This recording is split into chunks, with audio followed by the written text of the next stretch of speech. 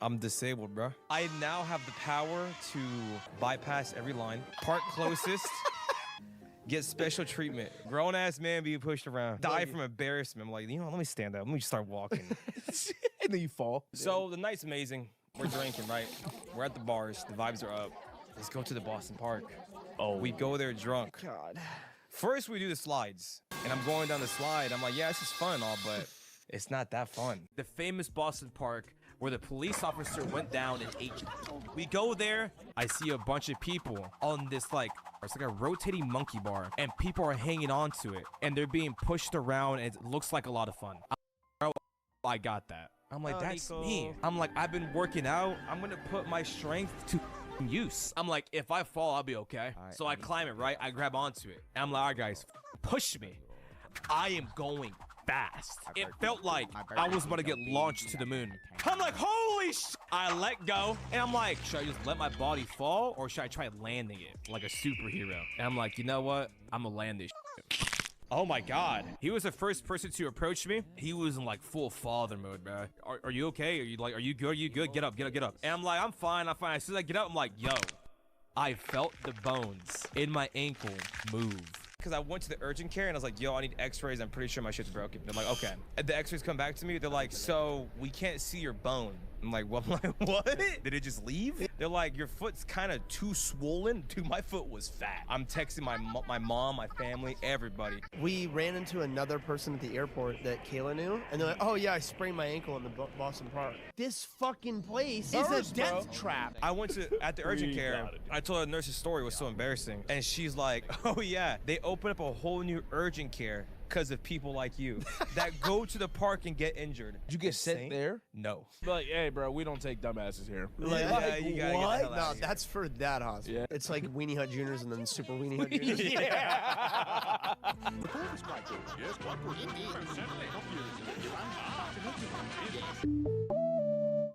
Dude, you should look up like the differences in or English words and like the UK words and Yeah, they spell American. things differently over there. Well, not even that. They say everything differently. Yeah, like aluminium. Like they don't say trash. They're like, oh, the Rubbish? Bin, Oh yeah, they say Rubbish or bin. Rubbish or bin. Was Do like- they say you taking the piss? Megan's mom said that. They say, you know the word for cigarette. Oh yeah. They say that. They say that nonchalant. It always jump scares me. I'm like, What's what? that? What? Oh, right. Look up fucking English slangs. I'll tell you if I heard it or not. Cheers, bloke, mate, chuffed. No, like I need like up. actual like sentences. 50 must know Bonkers. British Daft. slang words and phrases. To leg it, trolleyed, Plastered. Dodgy. quid. What Yes, the fuck I've is heard gobsmacked? Gobsmacked. Yes, I've heard that. Heard that one. Bevy. Lost the plot. Oh, there you go, taking the piss. A Fuck, couple. Throwing a wobbly. Throwing a wobbly. Oh, Have a a tantrum. tantrum. What? A cuppa. I've heard Get a cup of cuppa. tea. Cup Yes. of tea. Bloody hell. Can't be arse. No way they actually say arse. No, I say ass. I've never heard I think if ass. you're Irish, you say arse. 1 second, gonna check. Ah, the asshole, you. A fiver. I mean, that makes sense. A That- bog. That doesn't A seem tenner. like a Yeah, good that's how they word. say their money. A Mug. get. A get is just Tony? a stupid idiot. Flag off. A muppet, dude. All right. Hang on, let me do some stuff real quick. Oh, I got that Superman curl right there. Wow, get a load of that guy, huh? Gee willikers. Okay. Howdy. What's going on? Hold on, let me make sure it's... Let me just make sure this is all working and whatnot. Alright. Boom, baby. Just double checking and whatnot. Alright. We are golden. Let me just... Yeah, I'm going to turn off these lights because I think the light of God might be a little bit much for the stream. So, yeah. Let me just change it real quick.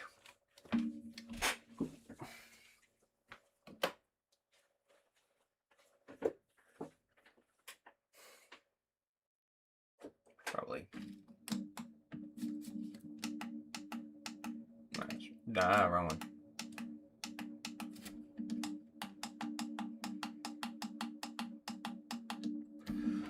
That's better.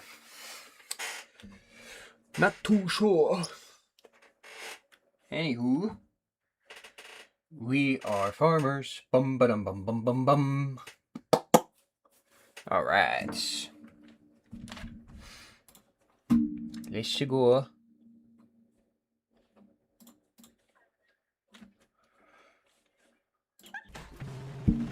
All right. Give up your elbow. See those claws, man? 6 stone souls! Don't you fucking dance! Why are you dancing? Hello, welcome back to Wildcat Reacts. We're on Alright, Wildcat React. Today I'm joined once again by Pasta Rigatoni Ravioli. So you Space try- Bologna. Here she is. Say hello. Hi, YouTube. Here she is. Today I've got something a little different to react to. We've reacted to a lot of my content, my friends' content. Also, today I want to react to someone else's content. And that someone is XQC. Do you know what do you know about XQC? Do you know anything about XQC? Actually, the only thing that I know about him is when Nogla was playing Among Us with him. I know that clip. And that's pretty much the only thing I know about him. I find him to be a fascinating specimen. He has some of my favorite clips on the internet. I just think he's a funny guy and he's fascinating. He's French Canadian. You know this, right? He's French Canadian. Oh, I didn't know that. Yeah, I that's- thought he was just nervous. I I thought he just has like a nervous tick. Like, I'm not kidding. No, I don't know what specifically about. I don't know. He's French Canadian. That's what XQC, like the QC is Quebec, and he just talks so fucking fast because I think his brain is just cracked out. Like he's like Marcel, but I don't even know if he has. I don't even know if XQC. I think he just has a natural like Adderall production within his own brain or something. Anyway, let's just start watching some clips. Here we go. Caught serial killers because of 23andMe and stuff like that. No, yeah. I've heard that, but I've seen some of these documentaries. Okay, I ain't none of hold that. on, Hey, hold the game government and I don't know what he's saying. Hoo-ah. Do you know what he's saying? I'm already feeling my shoulder. Okay, I'm so sorry. I'm not sure, but I think this clip he's playing it up a little bit extra because it's GTA RP, so it's like he's making his character intentionally hard to explain. But he has dozens of clips like this where you Okay, literally can't understand what he's saying. I told Tyler this before we started recording. I'm cutting back on caffeine, so I didn't know if I was having like a medical like emergency. And I wanted to make sure. You started trying to listen to him, your eyes started twitching. I was just like, Ugh. I think I'm having a stroke. Yeah, no, he might be having a stroke. Here we go. Gotta Serial change it. killers because of 23andMe Feel and it. stuff like that. No, yeah. I've heard that, but I've seen some of these documentaries. I ain't none of that. Hey, the game government and no getting no into that sample. No, give my 3D. I have no idea what the you're saying right now. Alright. I don't know what the you're saying right now. Okay, All I'm right. glad. Yeah, I'm glad that one they I didn't think he know was either. playing it up a little bit because it's GTA RP, so I think it's just like his character was being. I don't know. I guess leave a comment. What do you guys think? That seemed a little extra add on. He was like Boomhauer there. You know Boomhauer from King of the Hill, Yeah, bro? he was like Quebec. Yeah, he was like, dang on, seen one of them documentaries. Oui.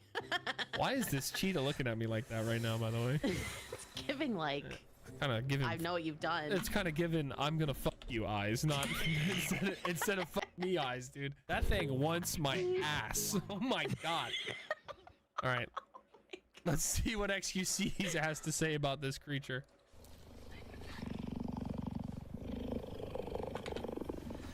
Cheeto.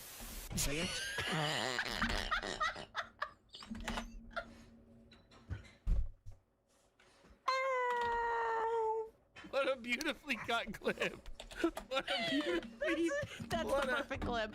what a I love a perfectly cut That is- scream or That's a brain whatever that rot. bullshit is. That's a It's- brain rot XQC clip.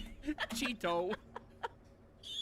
Can we watch it again? Oh yeah, of course we can. Of course. I thought he was gonna say something about it purring super loud. No. Cheeto.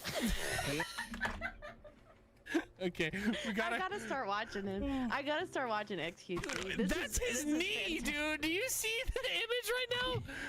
I thought that was his arm. I thought that was his arm. If that was his arm, that shit would be broken. That's his knee, dude.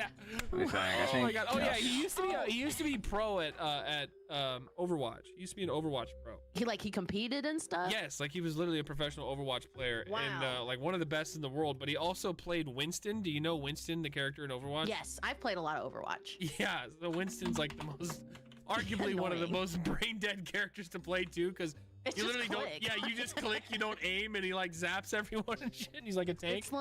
It's like people that play Rocket Oh, yeah. and Marvel Rivals. Now, You're don't get me just wrong. I'm clicking. sure XQC would fuck dumpster me at Overwatch, but I'm just saying it's just funny. He's like pro, but he just played like big monkey that clicks butt. How many all day. hours? How many hours are we thinking? I like that his name is New Van episode drops Player, too. in. Also, I thought he was wearing a Guy Fieri. You know, like the Guy Fieri, like meme hats, like the visors. I don't know why the headband's going outside the headset. I like what I'm seeing. Optimal gaming. This is an absolutely optimal gaming setup here. The headband over the headset with your knee. I can't even physically do that. 3.5 hours, I think. All right, let us begin. XQC, been following for a while, but No, my 2.5, first time right? donating.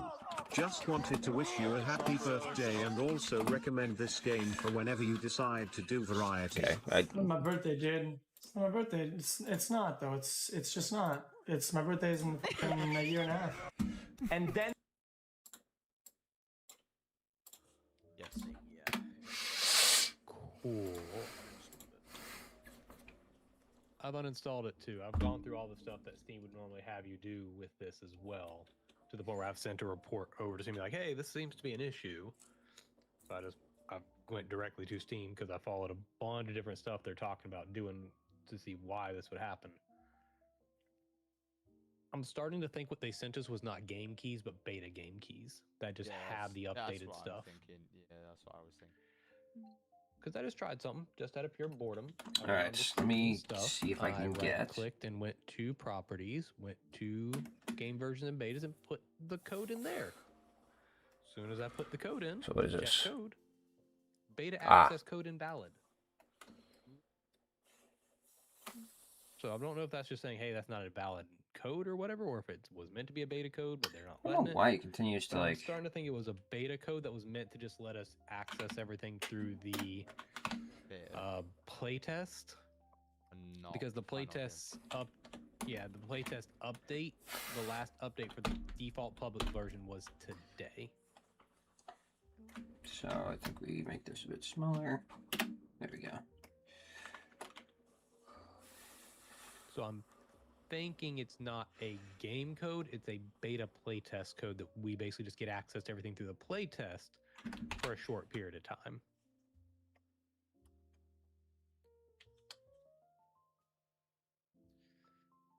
Because it was the same thing that was supposed to happen with a game called Stab that I played with her, that we were supposed to get the full access of the game afterwards, but we never did. Okay, Nico. Don't go promoting. Oh, sorry. Chat, please. Sorry. Alright, I'm doing that. I will watch it, and I'm sure everybody else will watch it.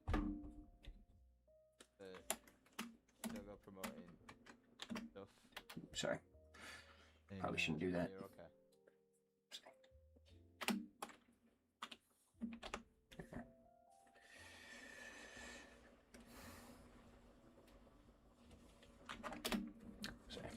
Probably shouldn't do that.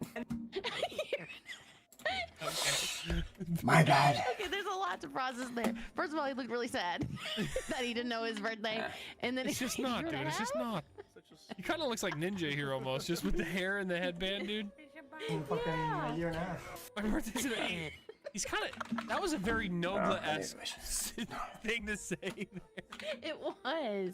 It was. I see why they played Among Us together. I definitely played Among Us with XQC once or twice too back in the day, for sure. How was it? Like, was it? It was just like Was it everyone. brain rotted? It was brain rotted. Everyone was trying extra hard at the dumbest fucking jelly bean space game, including me. I'm not saying I wasn't either. It was just everyone took it way too seriously. Yeah. And then metal for the bottom, metal foundation, wood top. I love What this is game. happening? I love this What game.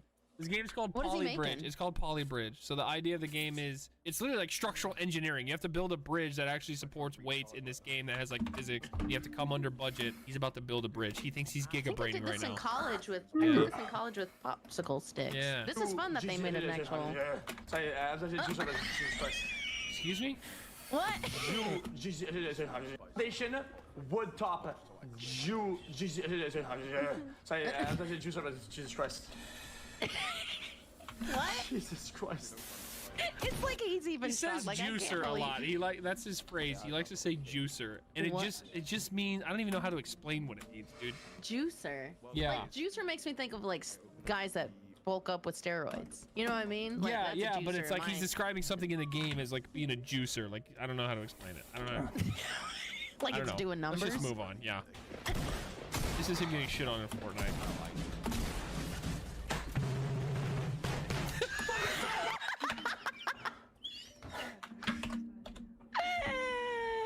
That was amazing, dude. I did not expect that. That was incredible. That was amazing.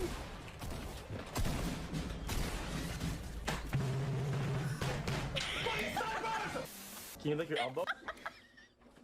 It was all perfectly on cue with the song, too. Just the drums, the 2 hits, and then him screaming like the trumpet, dude. That was incredible. And the sound that it made. Winston was really coming out. Yeah. I saw that Winston gameplay. That sounded.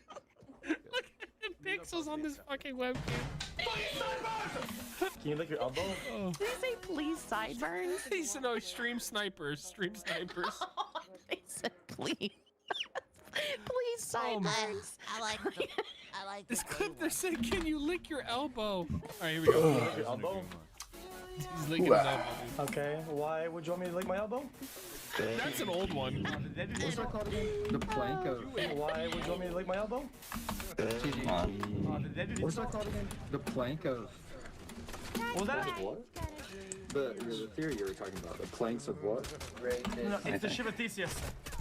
Ship of Theseus. Thank you. I'll have to look that up. Hey, I did pretty good. Hey, 30-39 on my second game of controller. I'm doing pretty good, no?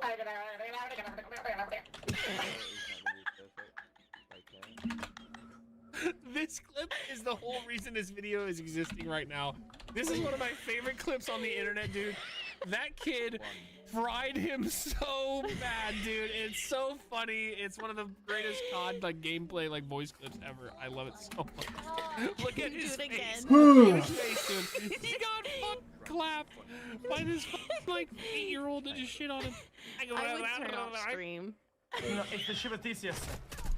Ship of Theseus. Thank you. I'll have to look that up. Hey, I did pretty good. Hey, 30-39 on my second game of controller. I'm doing pretty good, no?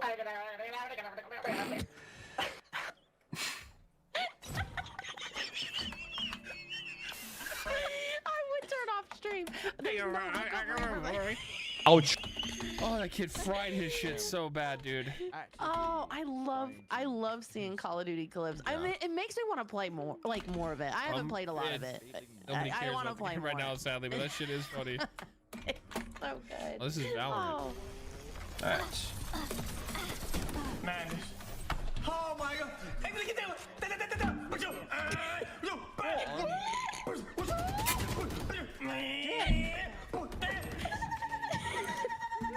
Man, Let it out, man. It's a constant load of bullshit. Wait, hold on. I get what he's saying though, dude. That like It's too much. Valorant is I did it fucking, one day. there's just so much shit happening. But now you can No. see Sure. CS:GO is much simpler, and he's still trust me. This game's still fun. This clip is great. May 2025. I hate Valorant. People were like, "Oh, if you like Overwatch, you're gonna love Jay, you need Valorant." to tell me these Don't say things. at all similar at all. They don't at all. It's awful. This is another one of my favorite XQC clips of all time. So What do Valorant you want a obviously good is phrase? similar to CS:GO. So we just saw him play Valorant. Wow. We've seen him play CS:GO, a simpler All game, right. 'cause you can Okay. see Yeah. there's a bit No. overwhelmed I'll in take. Valorant. Fuck Let's see how it. CS:GO Yeah, no. goes. I think there's one in Z. Man, Here, I'll here, take I'm it. sitting in this I'll take it. I'm gonna I'll molly take him it. then. Okay.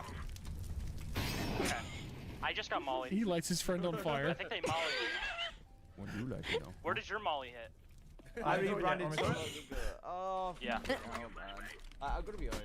Okay, I'm blind. They just they're perfect flat. Alright. These guys like know right where I'm at. His whole team shit on and killed a teammate all within 3 seconds, dude. He's their team's biggest He's support. absolute Like- liability, dude. Look at that face after he kills his team. Everybody's laughing Ouch. at him, dude. Oh, That's so good. That is so good. After mauling his friend, this guy chat just says so fucking dog shit, dude. Oh my god. This one in makes Z. me feel better It's about my so gameplay. funny, dude. I'm gonna molly him then. Okay. I just got mollied. I think they mollied me. Where did This your is molly peak hit? content. I didn't throw it yet. Yeah. Yeah. Okay, I'm blind. They just gave a perfect flash at me. Nail. Thank you for the He read. just blows his friend's head off, guys. He literally got his whole team killed in That's 2 like seconds. right bro. where I'm at. Which country isn't part of the United Kingdom?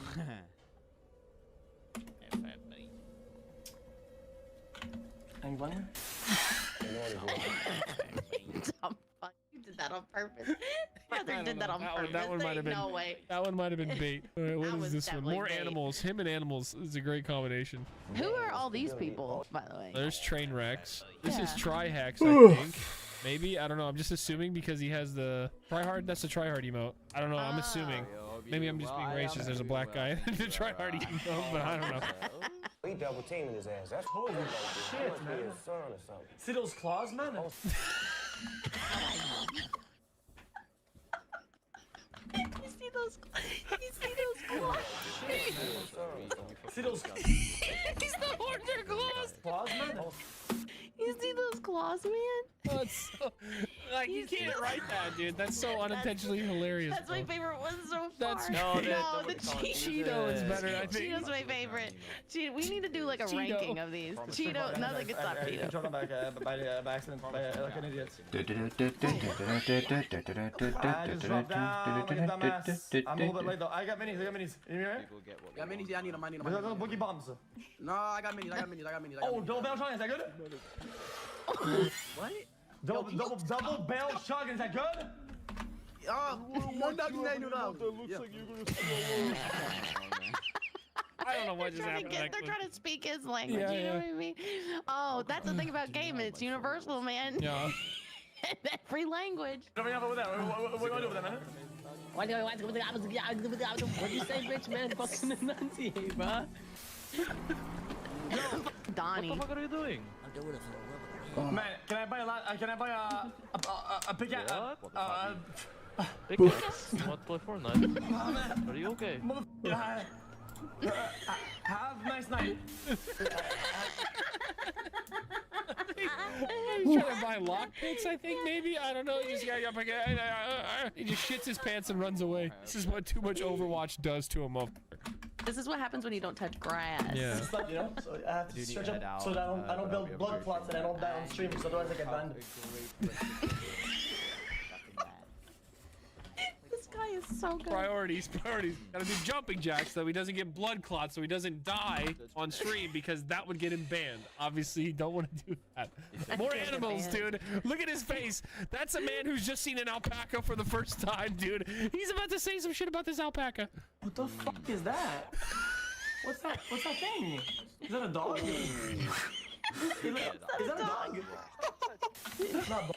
No, wait, that's the turtle. It's the turtle that looked really angry. What the fuck is that thing? That was an older clip too. That's before AI. These days he would be like, "Is that? That's AI dog, dude." Oh my god, the animal ones are great. I need more animal ones. Dude, listen, man, my family, dude, has literally perfect hair, perfect hairlines. They had hair until like 90 degrees old. Dude, What are you They had hair until 90 degrees old. degrees old. These are like Nogla-isms. Yes, You they know what are, I but it's mean? XQC. It's the same type of humor where they're just unintentionally hilarious because their brains don't work correctly. Yes. I don't like filming videos. I feel bad about it. But Right. the shell on turtles, Just with the one do they frame that spawn does with look it? more like you're about to sneeze than It's a good question. Do they spawn with The it? shell on turtles, do they spawn with it? Do they spawn with it or do they have to loot it? Dude, they have to craft it. Like, what's going on? Oh, give me like a game show or like a reality show and put like Nogla, Delirious, XQC, and then put Louis there because you need somebody to react to it. Yeah, make Louis the host. It would be chaotic. Make Louis the host. Yes. Oh. Nobody would win any money except the viewers. We would all be the winners. We would all be the winners. Okay, this is being subtitled. He must say some diabolical shit. Because I get mad, man. I get mad, and it's an opportunity for life, and it's a goal, and then reach my goal, dude. It's crushing because it's so much invested in something I don't get the final goal, right? So the park is not worth a mental loss of it. Oh my god. I'm so bad! My brain is so... Don't you fucking dance! Why are you dancing?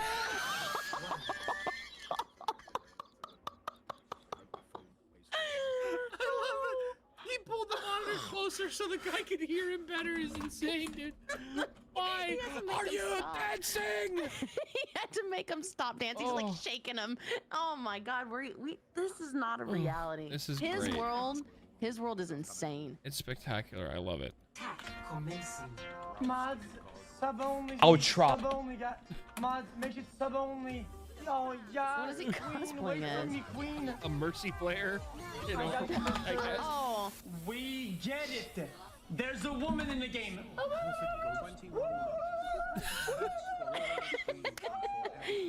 girl! Oh my god!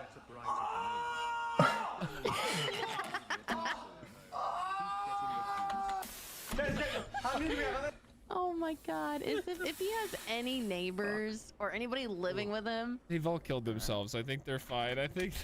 Yeah, they would die. They would die just from like having a lack of oxygen to the brain. When the Cheeto clip played, I actually got lightheaded. Hell no. Nothing has beat Cheeto so far. Cheeto's at the top of the tier list. I literally was like blacking out a little bit. How many do we have? How many do we have? That's the one thing about because of how long I've had asthma and the amount of different like inhalers and steroid inhalers that looked like it hurt. That looked like it hurt him. To the point where a sneeze is It's like a 4-year-old fart. caused myself chest pain with how hard I've sneezed.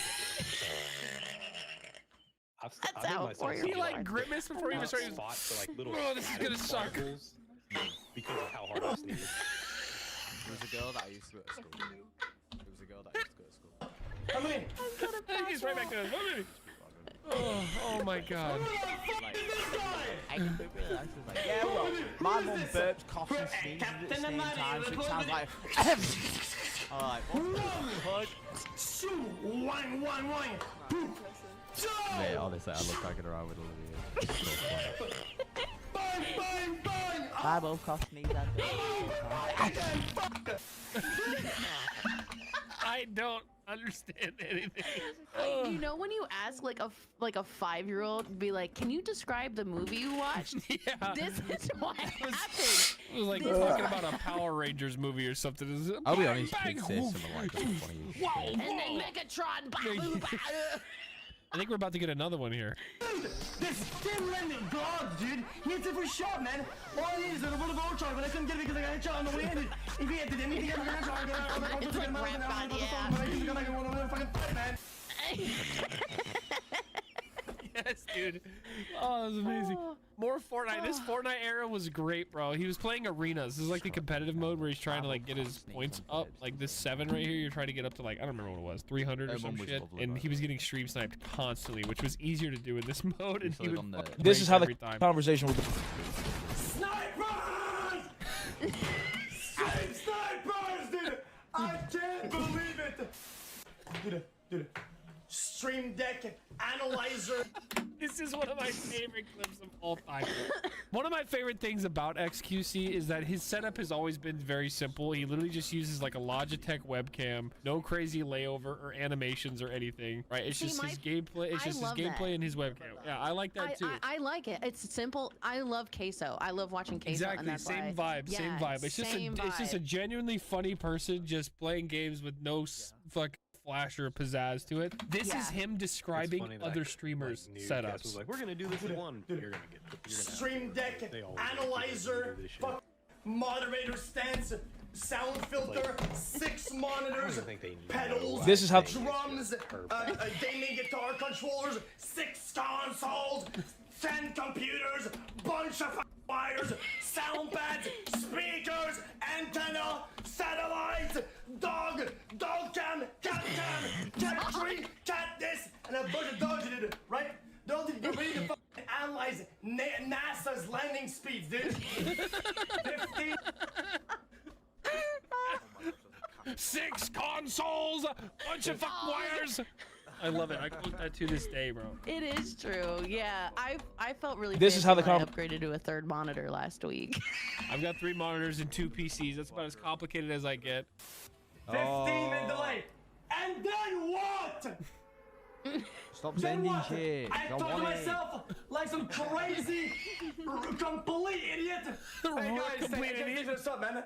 Oh yeah. Oh wait. Oh you're 12. Oh you have a beard now. That's fantastic, dude. The viewers will grow up, have This is how the children, go to college, graduate, get married, get 6 kids, die, come back alive, get razzed, then I'll still fuck. Shut up! This shit is so fucking on top of it. I actually fucking deal with it anymore, dude. 15 minutes delay. Please, dude, stop smoking crack. Correct. I like his energy. I really like his energy. Conversation. He's given like Rat Boy. You know what I mean? He's given like Rat Boy on caffeine. He's very rat coded for sure. What is this? Do you guys like get cold when it's freezing? W Riz, dude. Oh no! When the girls come around, dude, you get cold when it's cold. Please, dude, stop smoking crack.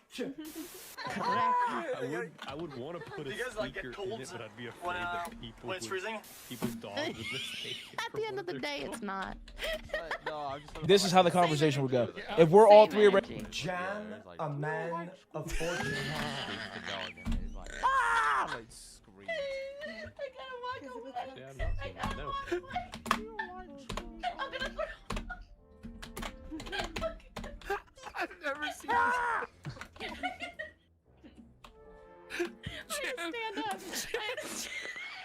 I had to stand up for just a second. Man.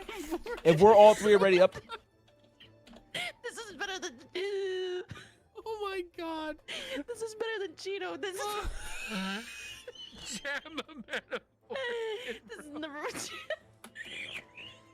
Like you can't just say that on the fly, dude. He genuinely read that shit as Jam a man. The people enhanced this. Oh. You know what I mean? Like, where are we living? Oh, and then this little peepo right here too. Holy shit, dude. Jam a man. And Jay must seek my fortune. Henry Avery's 1994. 1994. Henry Avery's 1994. If you're at the bottom, I said, if we're not, if we're all 3 already up and you're at the bottom. That's one of the best clips I've ever seen. What medication is he not taking? I don't You know. what I mean? I don't know. Doctors can't find a medication that'll help him. There's no way. I'm All right. sweating, dude. What is I'm he? sweating. What is he doing with his Minecraft? Oh.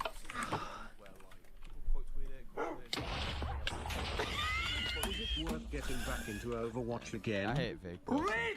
That shit needs to fucking stop. How is he so dumb? Vig pussy. Okay. What we were like. What a fucking degenerate dog! Directed this move. Yeah. Who? He's I'm raging not at the saying Minecraft anything. dog, dude. What is happening here? Well, don't Phone's fucking on the say anything clicker. at all. His phone. Something's Called it, bro. I called it. Fuck! I turned it on, Max. My phone was on it. Leave. My phone melted. Oh my god, dude. Oh, this is too It's much. crazy.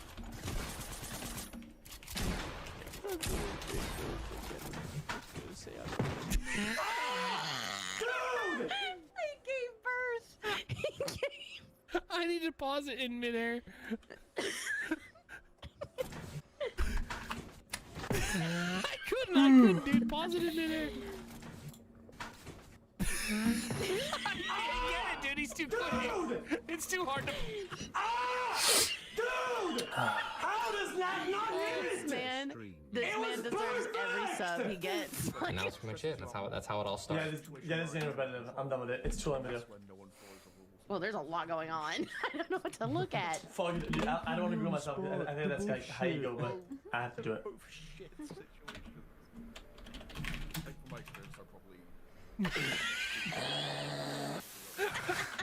I'll say, which would you rather be and hate less?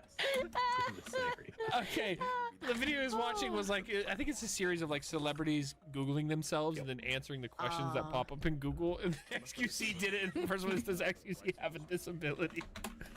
Oh my god. What the fuck is this? Oh, this is Osu. I love Osu. The man's aiming, dude. Damn. Look at him, look at him.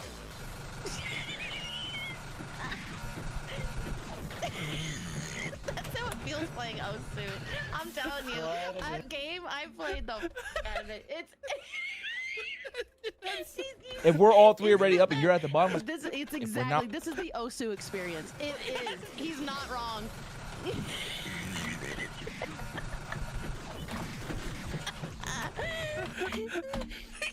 There's like 4 pixels up here, dude. You can't see.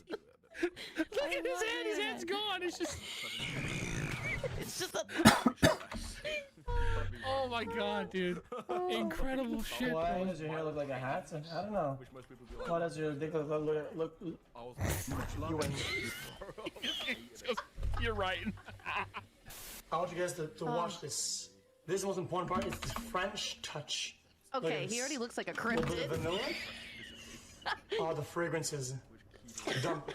Oh, oh no. That was vanilla. That was way too much. That was way too much. Have you seen the video of the woman who's like 2 shots of vodka? It's like Yes, Sandra Lee. Yeah, that was him just then. It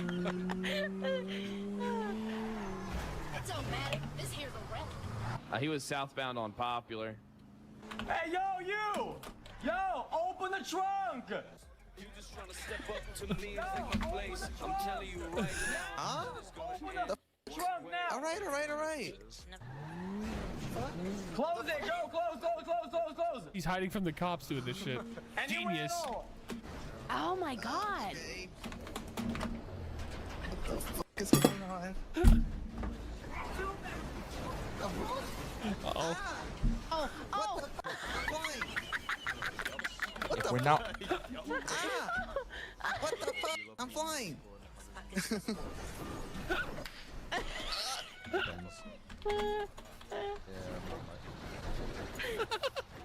Sir? Oh, that's amazing. What's going If we're not all. I don't know. I'm sideways. Leaves from the vine falling so slow like Is it gonna fragile stop? tiny shells. Oh my I hate that caption. I hate that so much. I have never seen that before! I hate that That's the so worst. much. Typical Dead by Daylighter. He just farted.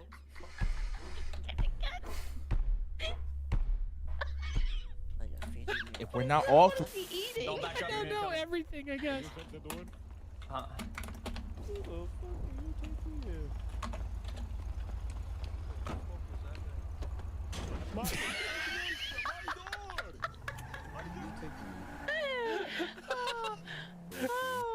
that's so good.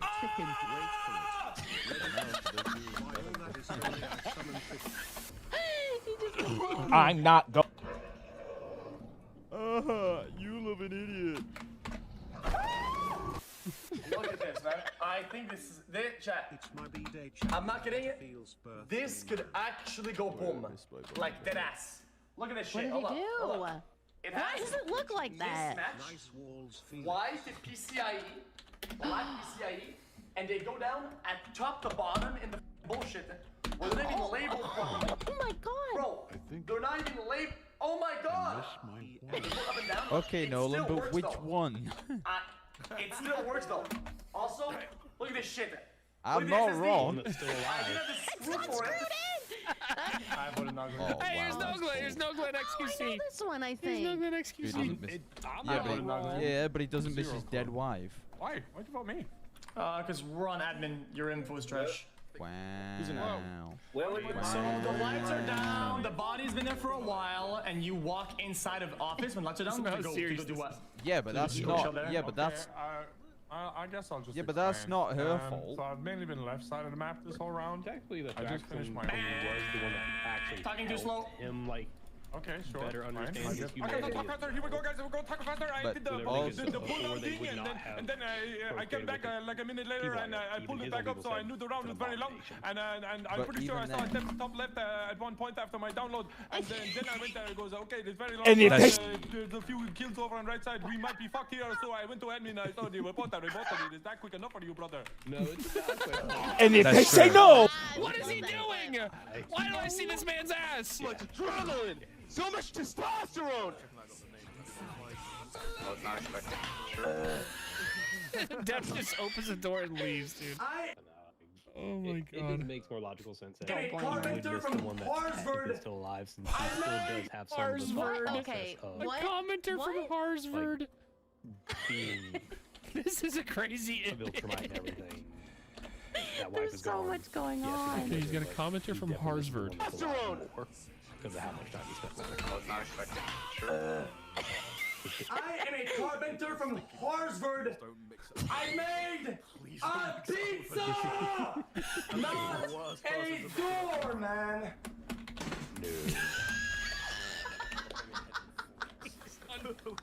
Fucking chair and ate shit. Oh my god. Yeah. Next season, I don't think people are ready for next season. The people who do not or have not read the comics are not ready for what next season is going to be. I didn't expect him to say. Why am I fired? I work hard. I didn't expect him to say. And I respect. Dude, got a little doggy. Oh god. Oh god. Oh god. Oh, I saw it ahead of time. Oh, yeah, I have to choose. They won't. What is he playing? Big whale on the back. Big whale. No, no, Has too Oh much, my has god. a lot to do with later plot too.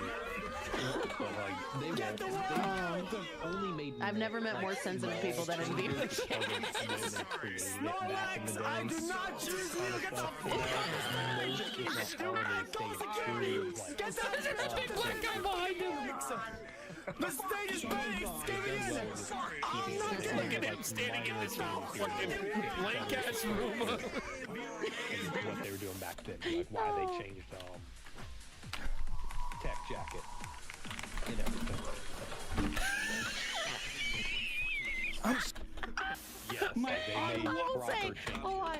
I will say the best time on Twitch was when everyone was playing Jump King. When I would look at my following list, it was just Jump King, Jump I've never played this. It was so good to watch. I would cancel my own streams to watch other people This shit play broke his brain, dude. it. It broke everyone's heart. And I respect that. I'm sorry. I'm sorry. I love nonverbal rage. It's just... He had to do it twice. That face is crazy. My unwashed nuts, they are so crusty. They are so crusty. They have cement on them, dude. Rock solid nuts. What is he doing? Do you think if I go pee, This is old. Holy someone's gonna kill shit. me? Wow. Place your bets. Place your bets. I gotta go. It's actually really bad. Dude, I'm gonna do. Okay, I gotta go. He was holding his piss in so bad he farted. Be back. Oh my god. Yeah. Like, even with Dude, what the fuck? This narration is making a lot of these trash. changes, he Is that still what we're doing, boys? understands there's some So what the chat way post? that has to happen due to a live action versus anime XYZ kind of stuff. He made necessary. You have to be quick to catch that one, folks. adaptations to You it. have to be quick to catch There's that some one. things like Go that back happen, again. But mostly it's like, no, we're gonna change. I'm not going. I'm so. I can understand why some parts were skipped. I can understand why some parts are being added. This at different narration points is than when trash. They should. Good job, we'll do Reddit, boys. Here we go. So what the Here chat we posted on the Reddit? XZQC is what I just love that. Oh. Can I have some music in this bitch or what? I hate this fucking game. I love it. I love it. I hate it. I like it. I don't like it. That's how I feel about every game I play. Yes. Do you have any pog pickup lines I can use to score a baddie? Thanks, XQC. Yeah, just go after go ahead, man. Where's the boss at? She's like, which boss? What are you talking about? No, the boss. Just the boss. To me all the time. Wait, what do you mean? What boss? Ah, never mind. I found the boss. You're looking right at it. And just go. That was the worst shit I've ever. That is so bad. You can tell he knew what he said was stupid as fuck. So have you heard of Bofa D7? Just kidding, him not a degenerate weebo Miguel. Oh wow, I'm gonna get the. Oh my god! Why is it so scary? There's a way to animate. Meanwhile. Guys, look! I escaped! Guys, look! I totally feel this. I totally feel this with this fucking game. I'm doing the thing! I don't play this game, and I never will. What is this game, man? Don't. I played way too much of it. It's awful. Oh! It doesn't work on grass! He's in his house, and he said it doesn't work on grass. I don't know if he's talking about a scale or something. Is that what he's on? Game, man? Oh! It doesn't work on grass. He's using a scale in his house. He says it doesn't work on grass because he's on grass. Don't let my house. This banana always shit on him all the time. It's the same guy.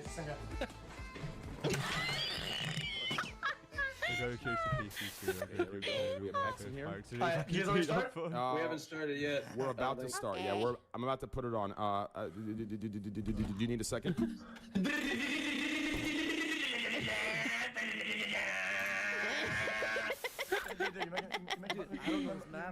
Where is guys there? You're gonna go to. No, okay, I'm gonna. Yo. Oh, should I do it? I want to go bring up. What? Right? I just kept flying. And there was like no there was no reciprocating. Fuck. There was no reciprocate. Fuck, man, I'm not faking this, kid. Give me a minute. There was not reciprocation. Bless him. Oh, he's dead. He's dead. Yeah. I did it again. I thought I was gonna go to the next level, but then I didn't. I went to purple instead of. You gotta do it. What? It was worth it for the visit.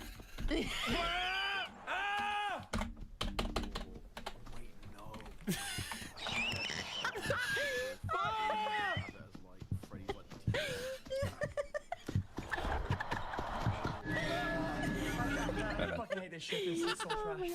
There's a risk for reward, right? And even the mages like Oriana Death to be told like, right? Dude, but Lux players, oh no, guys, guys. Witching! What the fuck is he talking about? Yes, game. Wait, pause it. What was he talking about? Pause it. That League of Legends? I feel like, you know, like when we try to look back on like society, like how the world first started. I feel like when people are like, "How was gaming back in the day?" Like this is like looking at caveman pictures, but like, yeah. That shit was very fascinating. What we were just looking at. All right, we got like 30 seconds left. I was kind of just trying to power through some of the last few. That way we didn't end up not watching every clip. According to mainstream media, dude, as a player or streamer, I don't give a fuck. I don't give a fuck if it objectifies.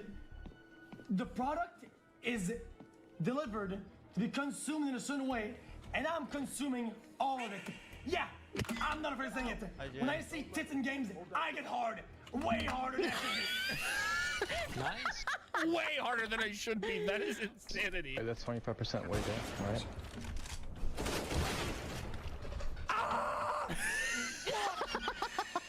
He just screamed at his fucking tilde key because he.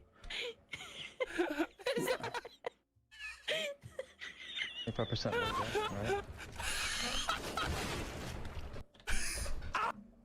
God, I feel that. God, I feel that. I That's know. how I feel like with gaming with nails is, by the way. I want to do the same shit. Oh my god. That's how it feels like when the acrylics get in the way. Oh my god. All right, that was incredible. We need 1 Cheeto for the road. Cheeto. Cheeto. Cheeto. That was amazing. Like Guys, the video. Like the video right now. Make sure you subscribe to myself. Make sure you subscribe to Pasta Rigatoni Beef Bologna down there. Check her out. Cheeto. And then, yeah, and then Cheeto. Leave a comment, Cheeto, if you like Cheetos. I actually don't, because in the comments it's gonna be nothing but Cheetos. Just leave a comment. Say something down there, please. Let's say bye-bye now. Bye. Cheeto. Let me see what's a good thing now. Wow. I feel the inner meltdown of my medulla.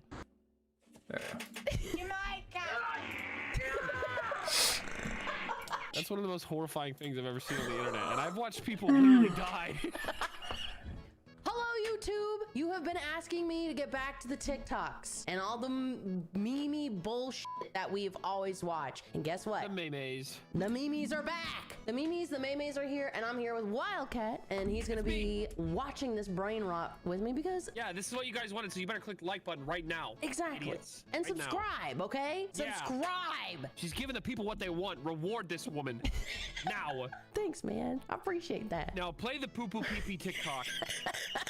Let's go. Oh, let me make sure it's loud enough. Yeah, let's make sure. I want to make sure I can hear it. This It is needs to hard resonate. to listen to. You need to hear this. You need to hear it resonating through your thorax. Are you ready? Thorax? Your thorax, your chest, your rib cage. You need to hear the pee pee poo poo. I ain't no damn bumblebee. Click it up. Give it.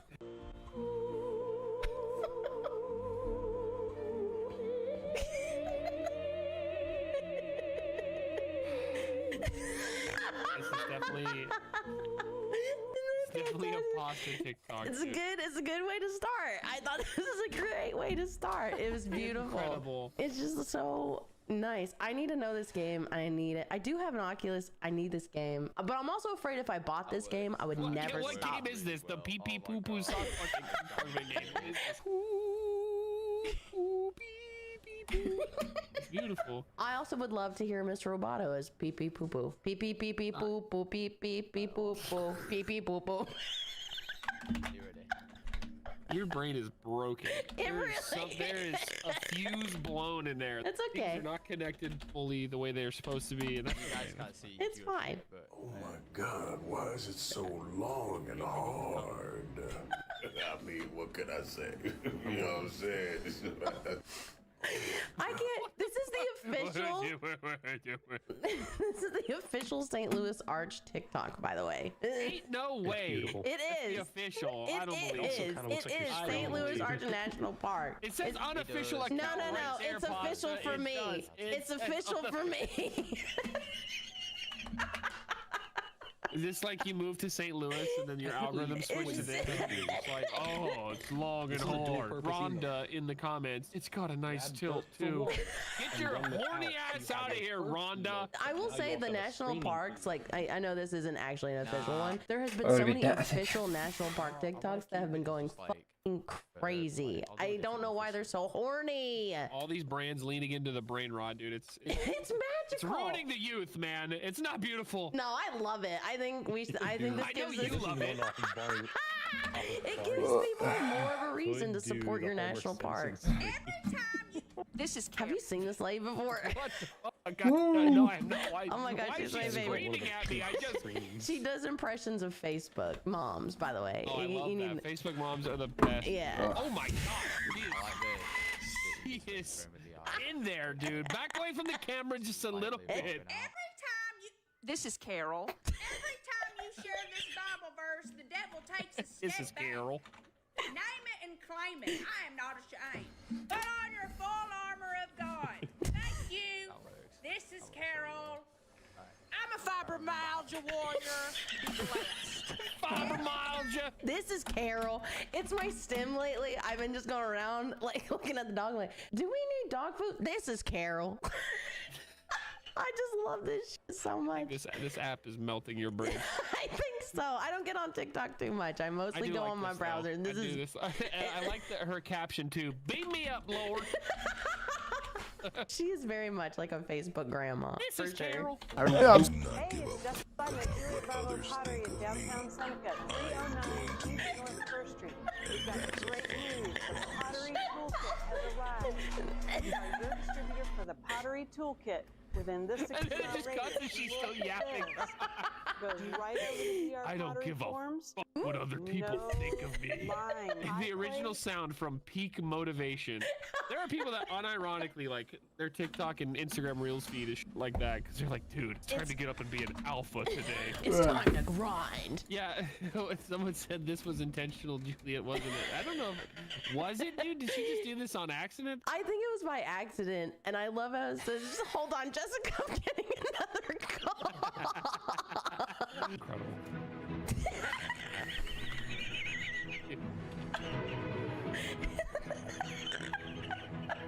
Okay. Oh my god, dude.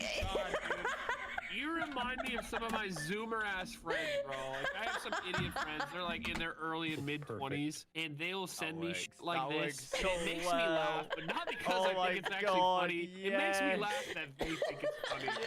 This makes me laugh because of how much you enjoy this right now. So good. I do like the comment with the horse holding the phone in bed. I do like that. We would. You found your way to horse talk. I like that one. I like the little steps. The guy with the little steps. That's my favorite. The little steps. The little steps and just flying. It's just, I mean, this is just peak comedy for me. You know what I think happened? Yeah. Do you know what I think happened to me? I think explains so much of your make it memes. My what the dubs. Yeah. Yeah, you're what the dubs. You're making memes. I think what happened. Hey, what the dub? This is Carol. This is Carol. Next time we play. Well, actually, a chatter has said this, and I agree with them. They said, I think when COVID happened for like, you know, that 5-year gap where you were like working in the hospital and stuff, I think you like just died a little. Like you don't count those years. So like my humor is 7 years younger. Oh.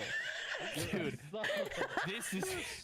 I don't think this has an age statement to it. I think this just has like a brain cell count to it. Oh my god. Pasta, the top comment is, I wish horses were real. I wish horses were real too.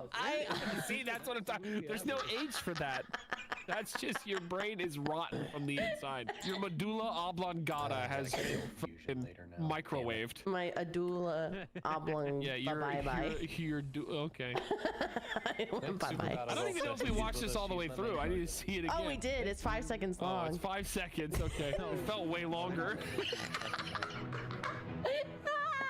That one. What is that, dude? What is that? Why does he do that? What in the AI is that, bro? Oh my god.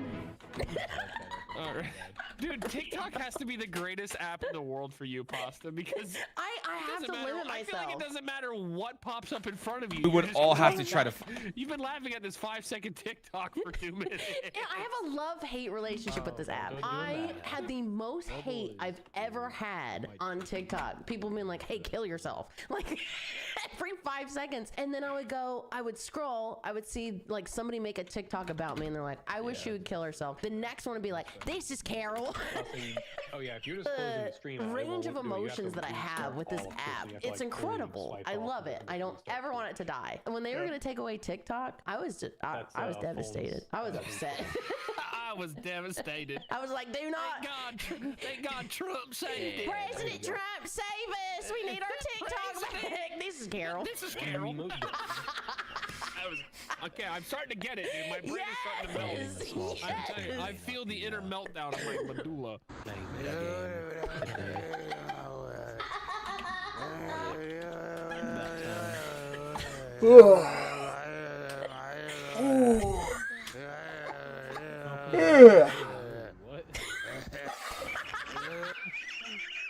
You really brought it home with that at the end. I watched this so many times that I went to Ted and I was like, and I go, And then he kicks you the fuck out. Get out of my room, I'm playing Minecraft. Get out! I look at him when I hear it. It's just so good. Finding Nemo gave everyone the perfect picture to send to them. Insanity.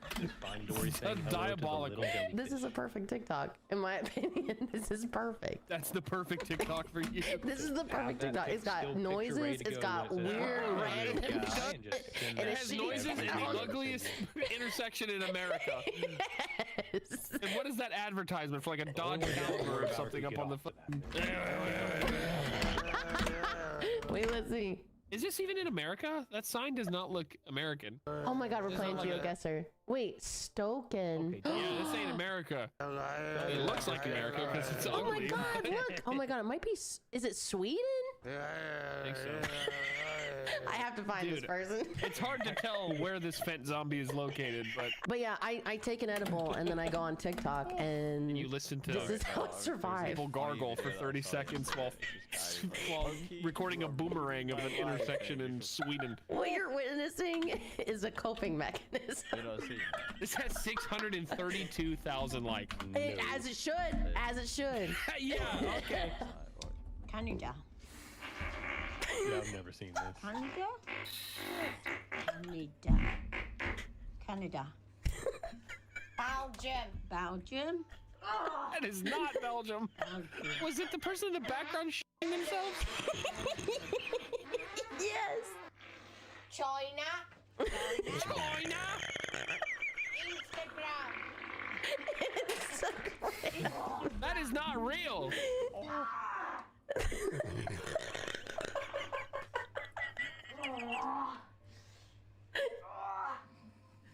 Jamaica. It's so stupid, dude. It's so stupid. That's one of the most horrifying things I've ever seen on the internet, and I've watched people literally die. I hated that. I hated that. You watch people die and you hate this word. I was just having diarrhea in my ear. Jamaica! Not sure what country. Can anyone tell me in the comments? Belgium! Belgium! Oh my god. The crackers then transfer from one conveyor I to love another this sound. and land in neat stacks. So it's a smooth. The crackers Dude, then say what you want. White, black, you know, whatever race. That shit looks fun, dude. I would like to be a cracker. It is fun. Wow. You've never done this? I mean, no, I've never kayaked and been assembly line shucked over a wall. Yeah, go to Ocoee. They have one of these in the Ocoee River. You gotta go. No, I might have to do that. Yeah, get some beers, put it in your little thing. I'm saltine myself. Sounds really pretty good. You ain't got no damn Gatorade this color. Silly ass boy. The Gatorade.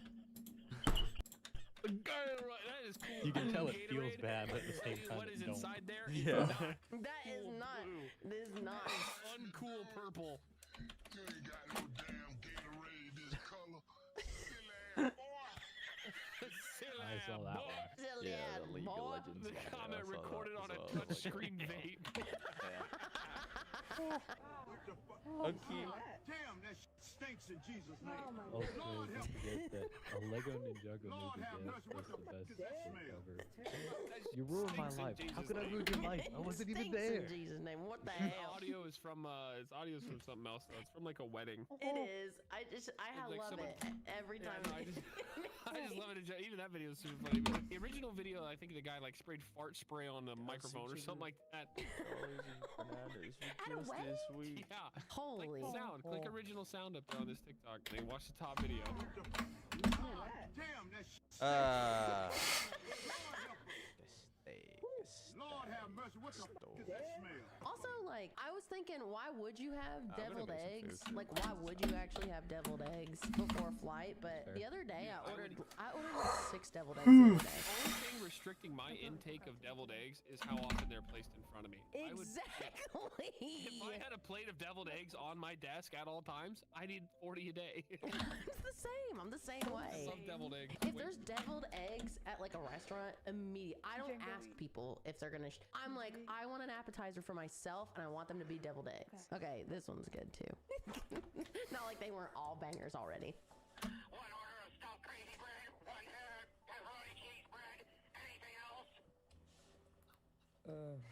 No, what's my total?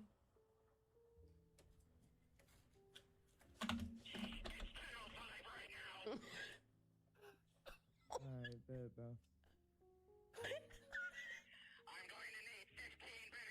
You woke up to your AC being off? Yikes. Frank. Nice. In this world? Yeah, I would fucking lose my goddamn head. My power was actually off and I didn't have AC. I don't know why, but it's to me like people are saying it sounds like Eric Mays, but to me it sounds like Chris power coming in the Chan. beginning Like, a very quick call like it is Florida. It is almost 100 degrees. With Squidward on there. Fix this And I now. Just put that image in my brain. This reminds me, I used to live in Indiana. There was like this small town little pizza shop in this like little town of like 500 people that I used to live near. And we would order the pizza sometime. And the woman I know that it's not worked there Cass' fault, but I'm was- still gonna send her a She was good actually clip nice when you of went in this to talk to her, but meeting. on the phone she was a bitch, dude. So fucking mad that you had the audacity to call up her pizza place and order a fucking pizza, dude. What do you want? All right, well it's gonna be like 40 minutes. It's like, oh, damn. All right. Well, we had this place, this Chinese restaurant. They only took cash. Like even like last year, like, they just got a card machine. So you would call them and be like, "What do you want?" And then you would tell them, and they're like, "Okay, 5 minutes." Like it was always 5 minutes. It doesn't matter if you ordered one thing or if it was like Normal 50 temp, things. It it was is always 5 minutes. 36 Okay, right now. even though it was like 20 minutes The away. real feel has us it at was 47. It was crazy.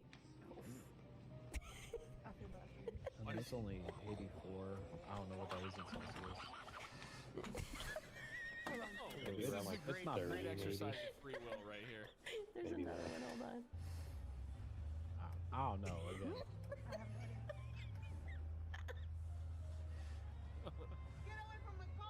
Kill dealer people. Fuck. Oh, That's the type of not sounds like that Kelly one. makes sometimes. Kelly will do Yeah. some absolute I have to goblin shit deal and with then it. make that sound and like Deal with scurry it. away. This is very Kelly coded right now. Looks like we It's might get awesome. a I'm gonna have to show her thunderstorm this. here pretty Kelly was soon. pregnant. Thank I walked God, I downstairs love one time at like I think it was like not being midnight. played, like, And usually she goes to bed like at 10 or 11. She usually goes to bed like an hour or two as a before me. healer, I was I walking do downstairs not at like 12 playing o'clock Juno. after I got done recording like Call of Duty late at night. Anyway. She scared the fuck out of I me because I love walked into the my, kitchen with the lights off and she was weather just app, 'cause it squatted has down stuff for, like, next to the activities and microwave eating a allergies. pizza. And she had For my activities, it butt-ass says naked. to do any And I running look or at her, and jogging. That's the type of sound she'd Or make. don't do it. She is That's like a amazing. Little Smeagol Gollum goblin rat. The crackers then I guess you heard me say it was like 47 degrees over here right Put now. another one in there. Dude, I can't even remember the last time I was in a nice lazy river, dude. You know, there's so much urine in there. Like it just bothers me. Move into lane. Kid, mine's in there too. What do I care? Keep in mind that's today's bath. I remember one time I went to a water park when I was a kid, and it had a lazy river with a bridge like that over it, and they also had these like squirt guns. And I went on that lazy river and I blasted this fucking old man in the face. And he got so fucking mad at me, and I just ran away. He couldn't get me. He was stuck in the lazy river. You know, he couldn't fight the current. He was old and feeble. I would have just went and like when he does another lap, I think just I was be like waiting 9, there. and I blasted that dude. It was great. I love that shit as a kid. Oh, I've seen this TikTok. This is amazing. It is so good. She is so fucking big back bubble bass, big back bitch. Or whatever. It's so good. Hell yeah, I completely forgot to do that stuff. Built their ass up in the motherfucking Krusty Krab, lying like he ain't get his motherfucking pickles, and had SpongeBob stressed the fuck out to the pickles. I think he gave me trust issues too. I think he. Forgot. Oh my god, that caption was insane. You have to blur that. You have to Bitch! You know how fucking miserable you gotta be to do some hoe One more time, roast him. So you Here it can comes. Here we go. get your food free. I hate fucking it like you brought your big wide back deep freezer body built upside down Dorito chip body built ass in the Krusty Krab and had my nigga stressed the fuck out. It's so true though. It's so true. I want to know what inspired this, bro.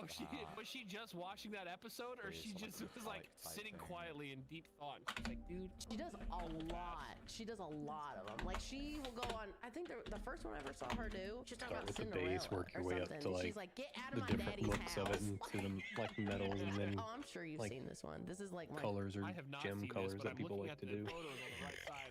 This is the one time I would say this. Okay. I'm not prepared to see that. You could do the ones that are really here for the longest. The heart becomes a Gundam head.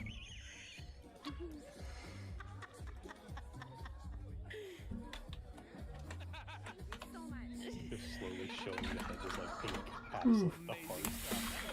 That is horrifying. That is genuinely terrifying. I don't like that. I don't like that. That one's not as bad as the other one. The other one is crazy. You need to get taking actual the picture.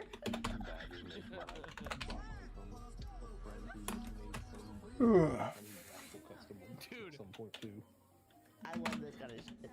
Her eyes are not going the same way. I like toes. You don't like toes, honey. Cunning Jafargo. Why do I sometimes get these? It's best promotion on streamboo.org. I'm like, what is that? It's unbelievable. The Met Police carried out a controlled explosion on an unattended car outside St. Pancras.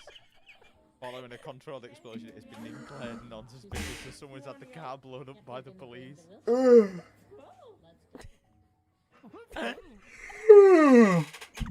To be fair, they shouldn't have left the car where they've left the car, but actually someone's randomness I do that it's just been blown up. I think we changed it to just chatting. What's whipping it? I love wisdom. Someone reposted it and just put, man, I only went in for a loaf of bread, what the fuck?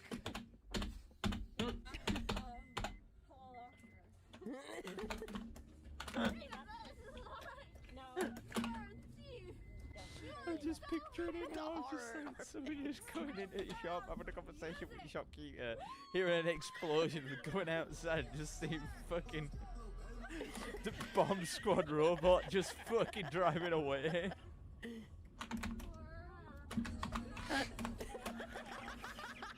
Fuck happened here? What the fuck? Mate, you were parked in a double yellow. We thought it was suspicious car parks. He blew up my car. Yeah? You were just giving me a fine. We didn't think about that. We didn't give you lip filler, honey. I mean, fair enough. The police did what they had to do.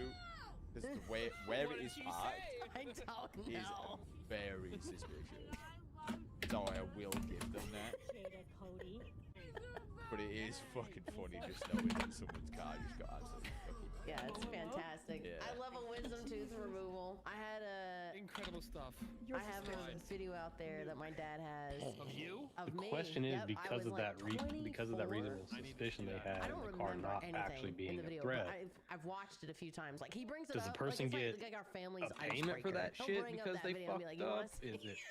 Do they not do My anything? dad Is was in that the the backseat, my insurance brother was claim that they got to driving, worry we were at the about? pharmacy, Well, and first it was off, a I mean, pharmacy they've got to that I explain used to why like they work parked the at, car and I in such saw a one weird of the place. people that I scheduled, and I Which is not going to go well down on out the insurance. window, the driver window, into the CVS.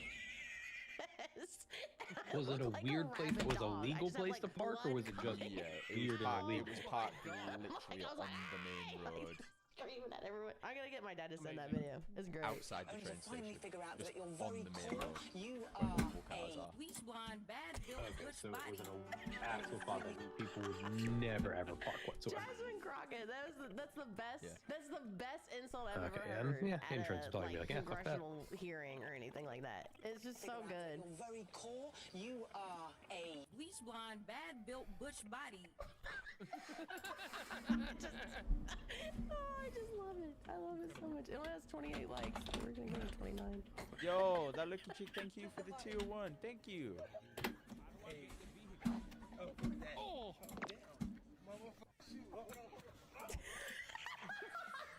Dude, absolutely blasted. Oh my god. Look at that, dude. His right flip flop is on upside down.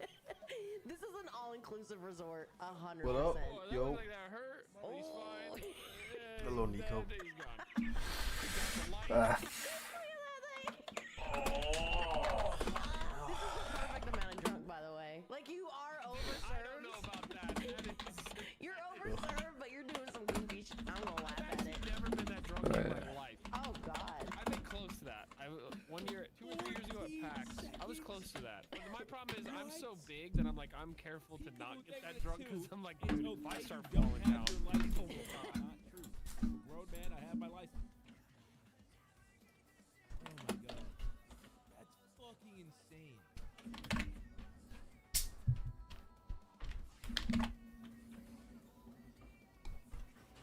Is that thumbnails for the second channel? Not yet.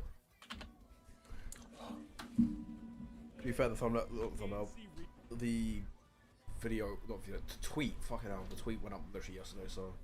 Ah, I see. Okay. Okay. Huh? There's gotta be a third vehicle. I think. Oh, there's the parking spot. What? What? Is there a fourth vehicle?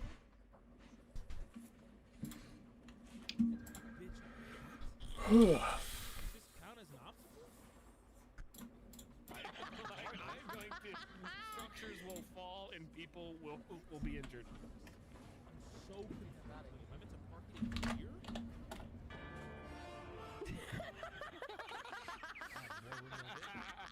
I can't really see it.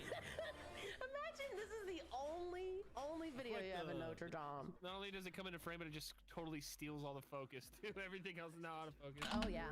Oh, I there. love this video.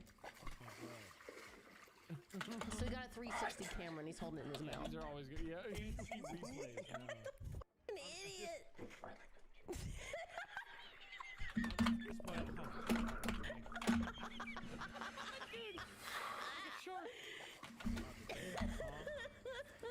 Amazing. It's just so good. The little, it looks like he's like hippie hopping. You know what I mean? He's just like. Oh, there's the. Did you know that if you were born like a couple hundred years earlier, there's the bar. you would have to live outside and fight for every meal you ever had? They're getting paid $5 to beta test Domino's in the lab. That So is she. thing is incapable of retaining information. You're speaking to it. It's like Get $5 to use on next week's It is order. not there. the data is being like instantly obtained and simultaneously deleted at the same time. Has the same amount of storing power as like a CPU cache. It just like a little bit for a second. It's like as you're on the third word, he forgot the first one already. Kenny, go on. You're always crying. You just shake and cry. My God. He just shakes and cries. Just Relatable, Kenny, relatable. He's just in like perpetual torment. Just shake and cry. People make fun of you. It's what it is. Damn, helicopter! Look at him go. How does he not take off in the air? This is a sassy motherfucker right here. We need to protect shit art. Dude, this guy's fucking awesome. He is awesome. Hi, Harry. And talk confidentially with Oh my professionals. god. I just love this. That is insane. I gotta learn how to do that. It's so good.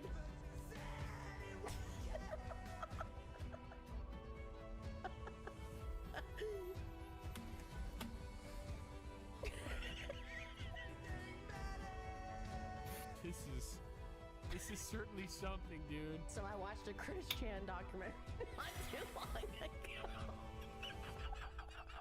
Okay, and? And ever since then, I've been just getting so much Sonic, like emo Sonic stuff. Yeah. For me specifically, being that I'm prepping for a colonoscopy for tomorrow, and I can't flush my toilets.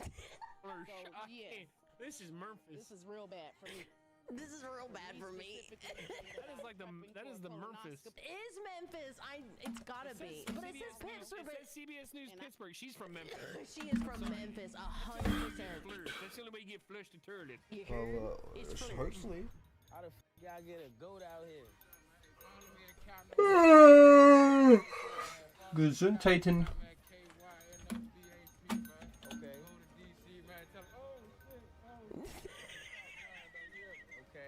You guys should play Project Zomboid. It's so fun. I think they're in DC. I remember like Jubinar and Tree and them not playing it. Like 100%. There's always some dumb shit going on. Someone said that man's whole page is the goat down there at the bottom. Like all he knows is that goat. Man, he loves his little pet goat. So hard to rip your lungs from your trachea like a Velcro strap. Now you just sitting there farting and coughing, breathing like you got bronchitis. Help a Lord. Dude. Help me, Lord. I love how somebody wrote this out. Like, I love that. I like when people do the acronyms too. Like they turn it all into an acronym, so it'd just be like BYE. Yes. What do you mean? What's the problem? Why did you put me out? Because your windshield's broken. I know that. It just got broken. That sucks. I'm sorry to hear that. That's why I pulled you over. It's a valid reason. Where's your driver's license? Keying a car is pain. That's an easy repair. It doesn't cost a lot. I mean, if you know what to do, it's easy to buff and fix. The stuff I'm talking about can get you up into the thousands of dollars. like, I would never, 10-second my delay. daddy was a cop. Pissed about that too. I'd be pissed about That's that. I would be pissed strange. off, but there's, Hold on. my dad has instilled fear in me about There cops. shouldn't be. I guess because like he would just tell me like, yeah, they'll just fucking shoot you. You know what I mean? My dad has always made me fear cops. This is so brave to me. There ain't no I've had way. this attitude with cops sometimes. It just depends There's on the no cop. Like if the delay cop's nice on or my like has end. an actual valid reason, then like obviously I'll be nice and respectful and just try to get myself out of there. But like I got pulled over by a cop like 3 days before Christmas because my registration on my car was expired, and he actually wrote me the ticket for it, which was like $200. And I was like, bro, fuck you. Oh my god. I know y'all are gonna say woman driver, but I get pulled over a lot. I get pulled over a lot, so you know it is what it is. Well, I get pulled over a lot, just dumb reasons. Like most of the time, it's like not full. Big old stop, test. or what- I just can't be bothered. You know what I mean? I just can't. The red light, green light. Who gets it? Can't be bothered. I can't be bothered. Stop sign, no. Looks like a yield to me. Usually when they pull me over, they're like, "Ma'am, do you know why we pull over?" I'm like, "Well, I was speeding Yeah, that like is about 20 10 miles seconds. back, Fuck and then no. I did this, and then I did that, and I will give them the full list of everything." And I'm like, "I want to have a gun in the something I car." can fix on Twitch? See, that's why I have a radar detector. One, obviously, to see when there are cops ahead of me, but also, like, sometimes a cop will, you know, the radar detector won't go off. Oof, because the stream cop's not manager. radar. The cop has to actually be radaring you. Select So dashboard.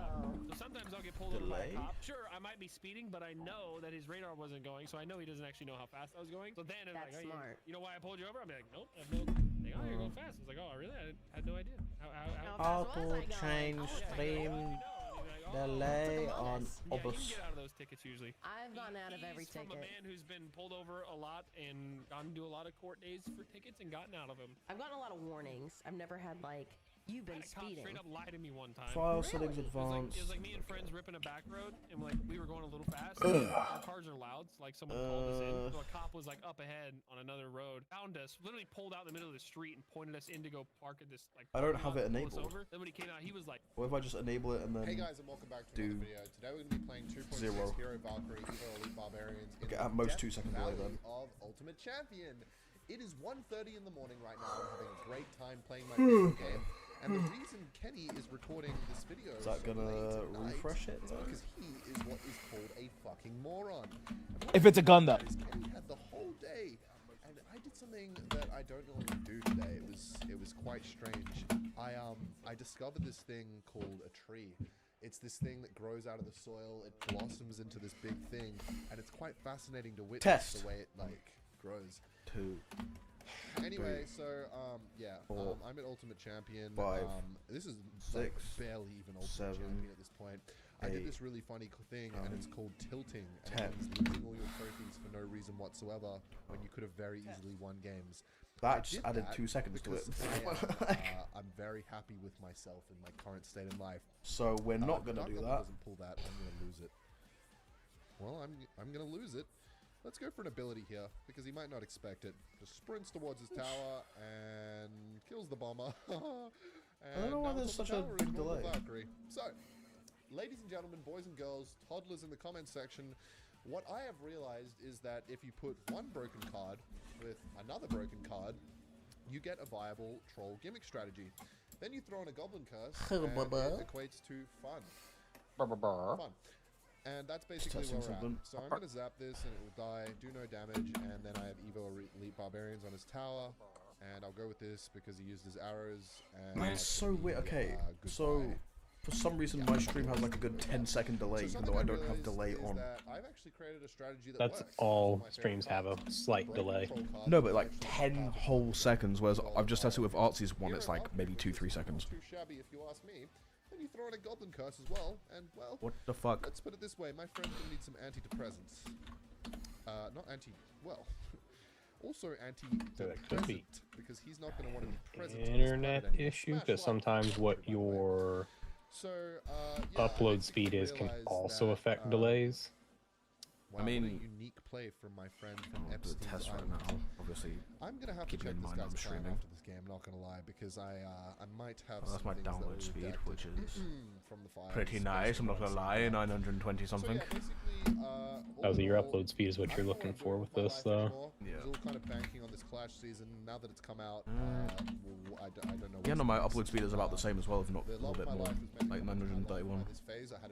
Damn, you got a good upload speed. Fuck you. I had it planned out. And I was going to move into an apartment, and I was going to do YouTube.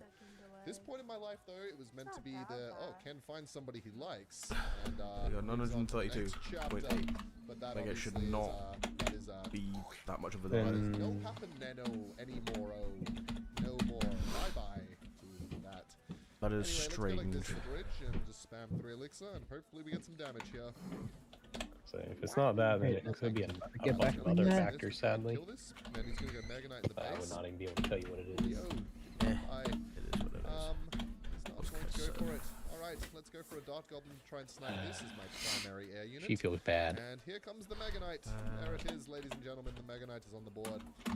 So yeah, leave your comments in the comment section below on what you think the next chapter of my life is. I will be reading them. Bye-bye. Definitely will be reading them. I love it when everybody comments. Okay, I definitely read all the comment section. You know why? Because I just love my viewers so much. They're like my real family. Aww. So make sure to leave a comment. Oh, that's beautiful. Yuri Valkyrie wasn't even watching the game, and he managed to somehow not get snared by the hunter and take off his tower. God, so it's not her fault, it's her fault. Balance and order in the universe. What did Thanos say?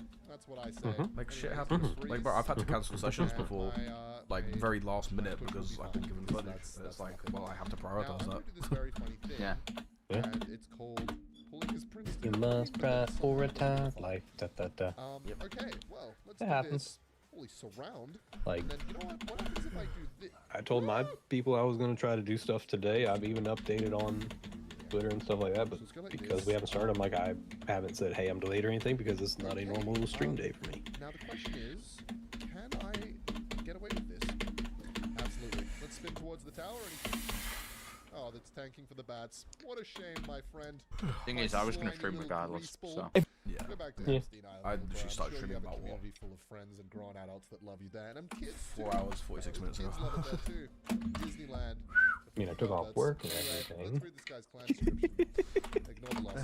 That's me, though. I can't blame anyone for that other than myself. I might use it as a dick move, but I'll never be like, that's not your fault. I'm a grown-ass human being. I make my own stupid decisions. Hey, look, shit happens. Yeah. Clash Royale. Yeah, we do that every damn day. Here we are again. Wow. Witnessing the great Speaking of. no hate speech. It's just nothing but love and joy. Puts nothing but a smile on my face seeing how we can all be so Shit united happens as one like race. right now. And Right, that's the right. human race. No. We're all human beings. We all love to just, you know, spread Oh, dear God. work with each other, and luckily there's just, you know, there's no violence. And anyway, If it comes down to it, we can always like just play a different game and try to do this on another day. Yeah. Let's So what I'm hearing is Overwatch and Joker. You'd have to convince Kest on that one. Tease me, you naughty boy. So yeah. Oh, I just feel very tired. You're gonna wake yourself up with Overwatch. The type of guy to put a lemon Wow, in I'm his gonna ass, wake myself or- up with a game of God, Well, we use code be on Epstein Island or like some shit like that. I'm really looking forward to it. So hopefully one of those. Oh yeah, you still need to send me the splash screen that you have. Nice. Rage was throwing. Oh, Oh yeah. Anyway, my dementia's kicking in. Oh, that's right. He's playing minus. DB, don't you gotta start getting ready? So was the last. Smash like. About Anyway, 20 minutes. 8 o'clock. Yeah. Okay, I thought it was like you had to be there at 8 o'clock. And it would probably be No. 9 is when he has to be there for, but he said what you call it. Got you. Take about half an hour at most to get ready. I would go with bats every single time there. I'm also going to tank some hits here because And then half an hour to walk down. Penetrated by. Oh look, a knockoff of TCG Card Simulator. Language in today's video. I might let these skeletons go so that I have some more defense against What the the? Notice how I didn't let it cross the bridge, so it can just kill everything anyway. It's part of the fun. It's nice to give yourself a challenge. Oh, that's cool. And now it's gonna one-shot the. Oh, it's just gonna. That's. Hey. Alright. Let's go for a hero Valkyrie in the back. And honestly, let's just sprint towards the tower. Because why not? And honestly, chat, while it's doing that, let's do this as well. Catch him with his pants down. Look at the goblins. Oh my god, just like that. We went from close in damage to now I'm winning substantially. That's awesome. That is awesome. Let's do it again. See if we can run it back. Hero Valkyrie runs. Hero Valkyrie gets to skeletons. Hero Valkyrie goes to the bomb tower. Hero Valkyrie goes to the tower. And somehow he missed my Evo dart there. Similar to I've run out of puns and metaphors. Let's go for a Valkyrie on the bridge and pick the ability to play back into poison because he hasn't made that play before. And let's hope the hero Valkyrie just leaves the Musketeer on 1 HP again. That would be awesome. No, that's not going to work, my slime. Now, this is the part of the game when he's doing the same thing. Duck on sneak by. Holy outplay. Let's do this because he's going to go way too aggressive, I expect. You could actually just break that for free. Well, kind of. That's the beauty of the strategy. Anyway, he's gonna go for a minus. Let's go like this out of poison range, and then he's gonna poison it anyway. And hopefully he struggles with the hero Valkyrie here. Or what if I don't go for the hero Valkyrie ability? I just let him commit a bomb tower, and leave it be. And then I go elite barbarians in the back. Go with this to snipe. And hopefully, he plays the skeletons next to the tower again. That'd be funny. Anyway, let's go like this here, because hopefully he'll play skeletons up high. And let's go for a weird hero Valkyrie ability right about now. Kill the skeletons, kill the musketeer, defensive poison, and it's on the tower, and that's game. So something I realized yesterday is I was doing this thing called using my brain, and I quickly had a lobotomy, and I realized, wait, it's just... You don't need a brain for this game anymore. You just need to know when to click the button. And I can give you a little secret. It's like the Krabby Patty secret formula. Always. Oh, my slime. Dirty deeds. What are we gonna do with you, mate? You've just allowed me to cycle my elite babes on the oh, you're so lucky I don't have goblin chump. But some oh. Now, what happens if I don't go for the ability because I can't afford it? I'm gonna go for it anyway. Oh, dirty deeds. You spent way too much elixir over there, my slime. And what do I get? 1,300 damage. Thank you very much. So now I have to try and hope these things actually become goblins. Oh, it's beautiful. And I'm in the safety zone out of like whatever I don't get done, I can just do it when I get back because I'm gonna be leaving around like midnight-ish. So well, I am going to be pissed off. Oh, I'm in that safety zone now. Actually, you know what? Let's do the sound challenge. As long as you're in the safety zone. Oh, wait, it's all that matters. I can't actually hear anything. Welcome! Great so far. A safety zone. Dude. Let's just go for another This hero art Valkyrie. style for I'm this aware game I have the looks Evo Elite fucking Barbarians sick. in cycle, but nothing beats a play like this. Am I right or am I right? Goblin got some damage. Valkyrie incinerates that. And he has Look at this art style, Artsy. Like, now this is beautiful. Is what I think I should do right situation for now. Because he now has the card. So you know what I'm going to do? I'm going to make an unconventional play. I'm going to use the Elite Barbarian. All hand-drawn art style. Because they somehow take It's also from one of our published by one of our favorite developers. Don't worry, luckily Valkyrie doesn't do swarm damage, and luckily it's not that high level, so it won't kill everything so quick. What, Daily? Devolver I Digital. don't know why I did that. Hopefully feels the need to play Well, a publishers, not ability. developers. Maybe this is what I'm missing. Maybe Dirty Deed knows God, something I don't. And it rhymes with, what the that sounds fuck? delicious. Okay, Goblin Curse, you gotta go crazy here. For the love of God, please save me, Goblin Curse. Ooh, I've been good to you. DB, that I've Summit raised you with game 2 hands. from a few And months Goblin back that Curse you is good showed to me. us Goblin is Curse set to will release at the end of always September. Be good. Good to those who need it. Anyway, let's go like this. He's gonna play a skeleton army right Summit there. So I'm Smash. gonna prediction Goblin Curse. And then let's zap so that it all immediately dies. That would be hilarious. I think Sunset Summit showed us this game. Hopefully he goes for a minion horde and a miner. No, it's just called Summit Smash. Oh, you Yeah, I should know about Summit Smash. I'm a man. Alright, there it is. Okay. That's a completely different game. I've never seen that one. Summit Let's go with Smash. this. Let's go with this. I thought it was you that showed me this. So It may you'd not have think on been. paper, I'd be able to win this one. No friends, no mercy, just pure mayhem. It looks fun. You'll be shoved into the void. Run, jump, It's online PvP and co-op. I do not remember showing this because I've never seen it. Because only one can reach. I should have Oh, now definitely. you've seen it. We'll take the ability away by going I think that might have been what I was thinking of then, but I don't know where I found this one and why it's on my wish list, but yeah. That was perfect timing. So I remember showing Dear Passengers. And by barrel, Dear I mean Passengers, miner. I know. Oh, and there goes all my troops. Alright, if something doesn't start going my way soon, I'm gonna fucking lose it. Alright, so he's gonna go minion horde. October 6th, we have the Galactic Racer coming out, so in... Oh my gosh, 10th anniversary for Human Fall Flat. Fuck off, is that 10 years old? And then we go like this here. Damn. We are cooking Oh now, my Dad. fuck, I'm old. Favor. That made me feel old. What the fuck? Welcome, brother. You eventually get one. It starts with the one game that you realize is a decade old, and then it just snowballs from there. Nah, what will make me feel old is when fucking Marvel Rivals turns like fucking 10 years old. That will make me feel ancient. Let's go like this and this, which will obviously not die. They're going on their second year this December. Bro, Overwatch is already over a decade. Oh yeah. Close to being the most Because that was 2016. of all time. And then let's go like this and GameStop this, and era for me, man. forced to go for skeleton army right about there. That was, for me, what, Of course, he 2016, has so the it's mirror like card, which secondary we all know school. everybody in this game loves to play. And then let's go for a zap here. Let's try and 13 turning counter 14. Miner and Goblin Barrel. And here comes the prediction arrows. I remember I couldn't have it for the first little bit because I didn't have Let's go for a the hero money Valkyrie for it. I ability. saved up. And it's gonna get Oh god, I think I got like the absolutely no value. Let's go like this Game of the and Year this, edition of it and then because let's go I got it like a year after maybe. And then Yeah, I think. I think I got the Game of the Year one because I had the Bastion like overgrown skin and stuff and all that. The fucking, I'm pretty sure the Game of the Year edition was legit launched as well. Because what, you got the Noir skin or whatever it is for Widowmaker as well. Kerrigan. Yeah, no, it won't.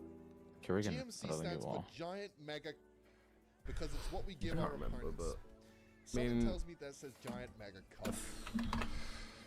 No, it was this. I hit 1400 medals. Unlocked by pre-purchase in Overwatch. That's how I got it. You are. I don't remember. I mean, I probably have that, but I just remember like the main skin being the Bastion overgrown skin, and the Tracer Slipstream skin.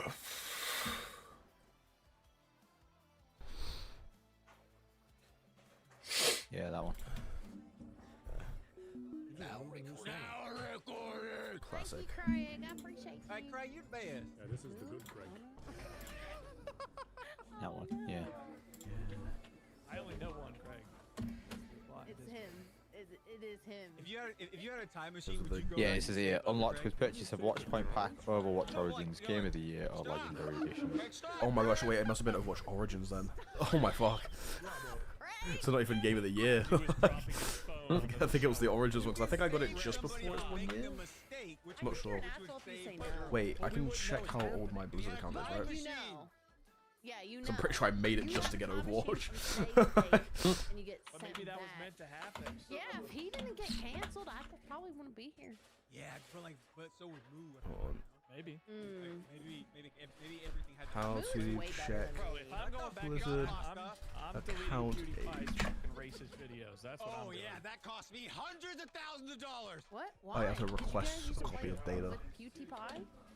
No, he caused the That's the thing. I know just by stuff that I've been playing since the 80s. Oh, that's what the wand was for. Oh, you're supposed Like I didn't play Overwatch on release, but like I've had my account for quite a while. I know that. Oh, I'm an idiot. Hold on, Marcel. Yeah, I didn't play it immediately, especially since I was a kid. But I definitely remember playing it back in 2019. I had it on disc. Okay, I understand it now. I understand it now. I've had zero food. I did a Pilates class, and guess what? I've had a glass of rosé. I'm basically useless. I remember working at GameStop when we finally had to cut open all of the like founder packs, the day one packs, to move them to pre-owned status because they had been there for so long. It still had all the original codes and stuff. Because we had an entire drawer of just Overwatch day one packs that had never been bought. And like we were just able to cut them open and the codes were still in there. Jesus. Yeah, like that's the fun thing about that stuff. Like a lot of people didn't know is if a game a new game sat for too long and wasn't bought, eventually GameStop would convert it to automatic pre-owned status because it was just so old that it didn't matter to sell it anymore. November 14th, 2016. Damn. So I basically got a week after my birthday. It was Origins Edition, yeah. Fucking hell. And then my next purchase was the 12th of April, 2017. Overwatch, 24 archive loot boxes for $15.99. Oh my gosh, oh my days. I was a Overwatch pursuer, I'd say. You know, purchasing a lot of loot boxes. What's the most loot boxes I purchased? I don't even remember if I purchased any, period. I think I must have done like a thing of 50 at some point. Must have. So, I already am making a prediction on this game that I found on who's going to end up playing it, and I know for a fucking fact Terrorizer and them will. It's called How Asian Parents Went to School.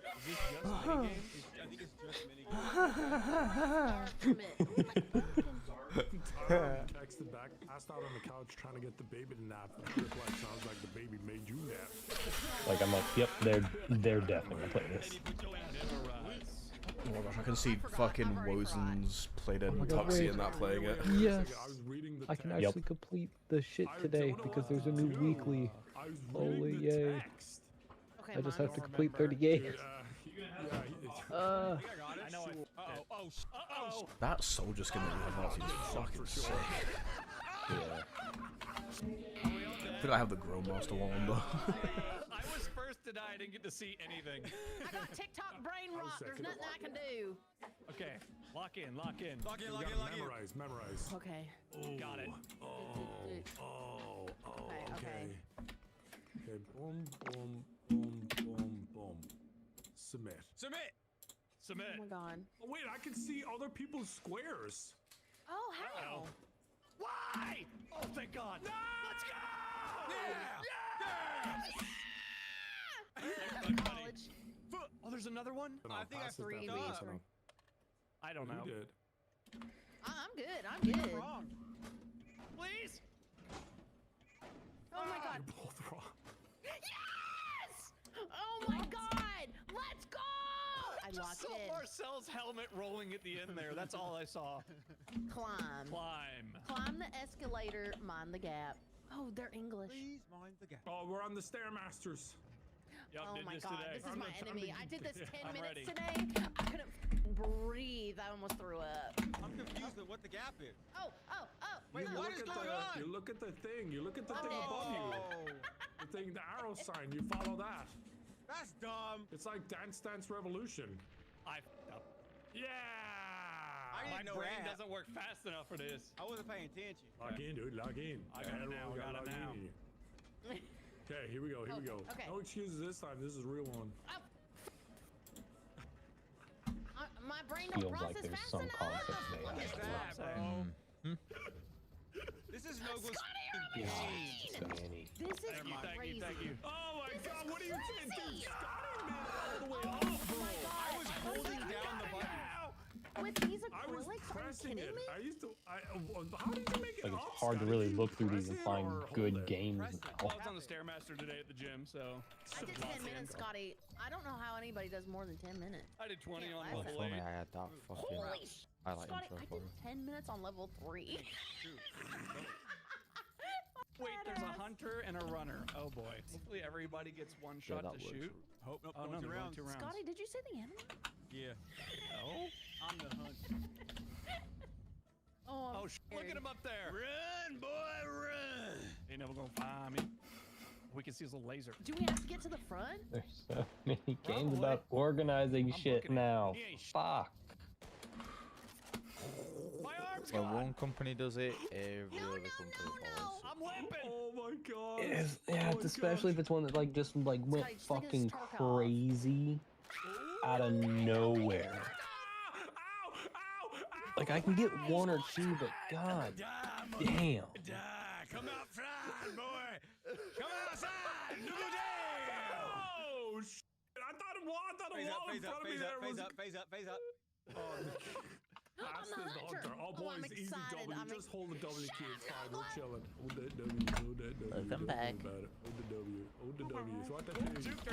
What that tell you? Shoot her What out of that her tell you? shins. What that tell you? Hold that W. Hold that W. Shut up. What the Shut tell? What up. the tell you? What the tell you? Making money moves, making money What moves, the making tell money you? moves, Oh, making money moves, making money moves, What making money moves, money moves, the money tell moves. you? Easy W. Easy W. Can't hit what you can't see, can't hit what you can't see, can't hit what you can't see. Oh shit. Oh shit. Gotta hit him right now. You gotta hit him again. Gotta hit him. Gotta hit him. This ain't like Fortnite. This ain't like Oh, Fortnite. let's see how this goes. Let's go. W. Go, go.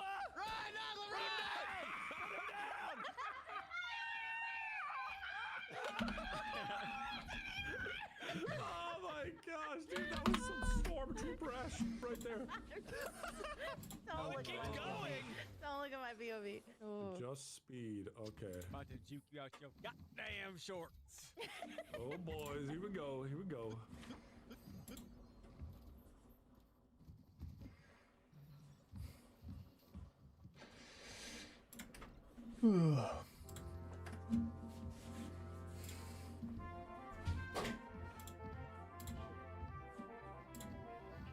What you're hearing right now is the national anthem of a country with no airport, no roads, no farmland, and on most days, one permanent resident. Its entire territory is a rusting military platform, roughly the size of Tune back into your stream and just see fucking diva dance. enter the country. You arrive by boat, flying with what looks like the backyard I swing, do and like allow that somebody 60 cardboard feet above back you there. That to looks launch you so over the waves cool. with a crane. Once you clear these customs, you can tour the national chapel, the national gym, the royal bedrooms, and the prison. They are all inside the same pair of hollow concrete towers, and several of them may technically be the same room. This is the Principality of Sealand, a self-declared nation founded by British war veteran Roy Bates. Roy claimed an abandoned World War II fort in the 1960s, declared himself prince, made his wife princess for her birthday, issued a constitution, minted coins, printed stamps, fired warning shots at British vessels, survived an attempted coup, yes I'm not I kidding, do launched like a that helicopter jetpack counterattack, cat imprisoned a has foreign invader his for own treason, little and prompted a West German diplomat to negotiate for the man's release. Everything I just said is real, and we'll talk about it. So the That sounds less universal than a theory emotes. and more like a campaign from a video game. Sealand has now existed for nearly 60 years. It has a flag, a national That's motto, good. a royal family, an anthem, a currency, passports, Yeah, watch membership the in Salt an athletic one. team or teams, kind of, immigration You rituals, ready? and a government website willing to sell you the rank of Duke, which You know what? we all know. That way you're not. Right. It has also been linked to pirate radio, a fake passport ring, an offshore internet haven,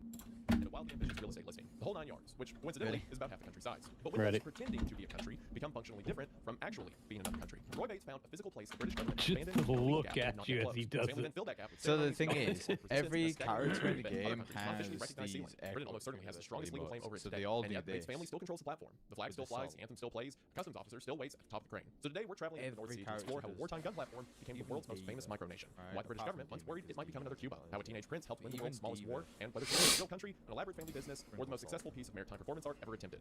Or a little bit of all of those things. Jetpack So cat hello is everybody. the Today we're talking about the only history one of the smallest and potentially angriest nation in the world, whose Sealand. I've always universal heard, emotes of Sealand. I didn't think much of it. Mostly thought it was more of a joke. But after seeing all of this, if it is a joke, it's the most elaborate and joke I think I've ever seen. And also, every detail about this is more absurd than last, and I can't wait to tell you all about it. Just like how I can't wait to tell you all about my brand new drink, Shake, you get it. A while back, I did an ad for a company called Control, who does meal replacement drinks, protein cookies, protein bars, and I really like their stuff and started to drink regularly, so I started talking to them about making my own flavor. So I'm now proud to announce to you the official Wendigoon Control Shake. What flavor would I have picked other than Appalachia's Best Blueberry Cobbler? I worked with Control a while and went through some different samples to get the flavor just right, and now I'm so happy with what we came up with. For the past 5 days I've been home, I've had it for breakfast every morning. I mean, the Control Shake is great because you can use it as a snack, you can add another scoop, and it's a great breakfast for lunch. It's got a bunch of vitamins and minerals and protein while only being less than like 250 calories for a couple scoops. So it's a sweet little treat I can have in the morning without feeling like I'm ruining any potential weight loss, exercise, or happiness for the day. So we just dropped the drink at Control, and I couldn't be happier. So if you want to get in on this drink that I spilled while making and I'm now very proud of, you can check it out for yourself. Help support the show at drinkcontrol.com in the description below. I'm happy with it. Hope you all are as well. Speaking of supporting me, the No Trace Club merch drop has like another 4 or 5 days on it. So check that out in the link in the description at wendigoon.shop if you're interested. And those are ways that you can support me. But now, and talk about someone else who's already supporting me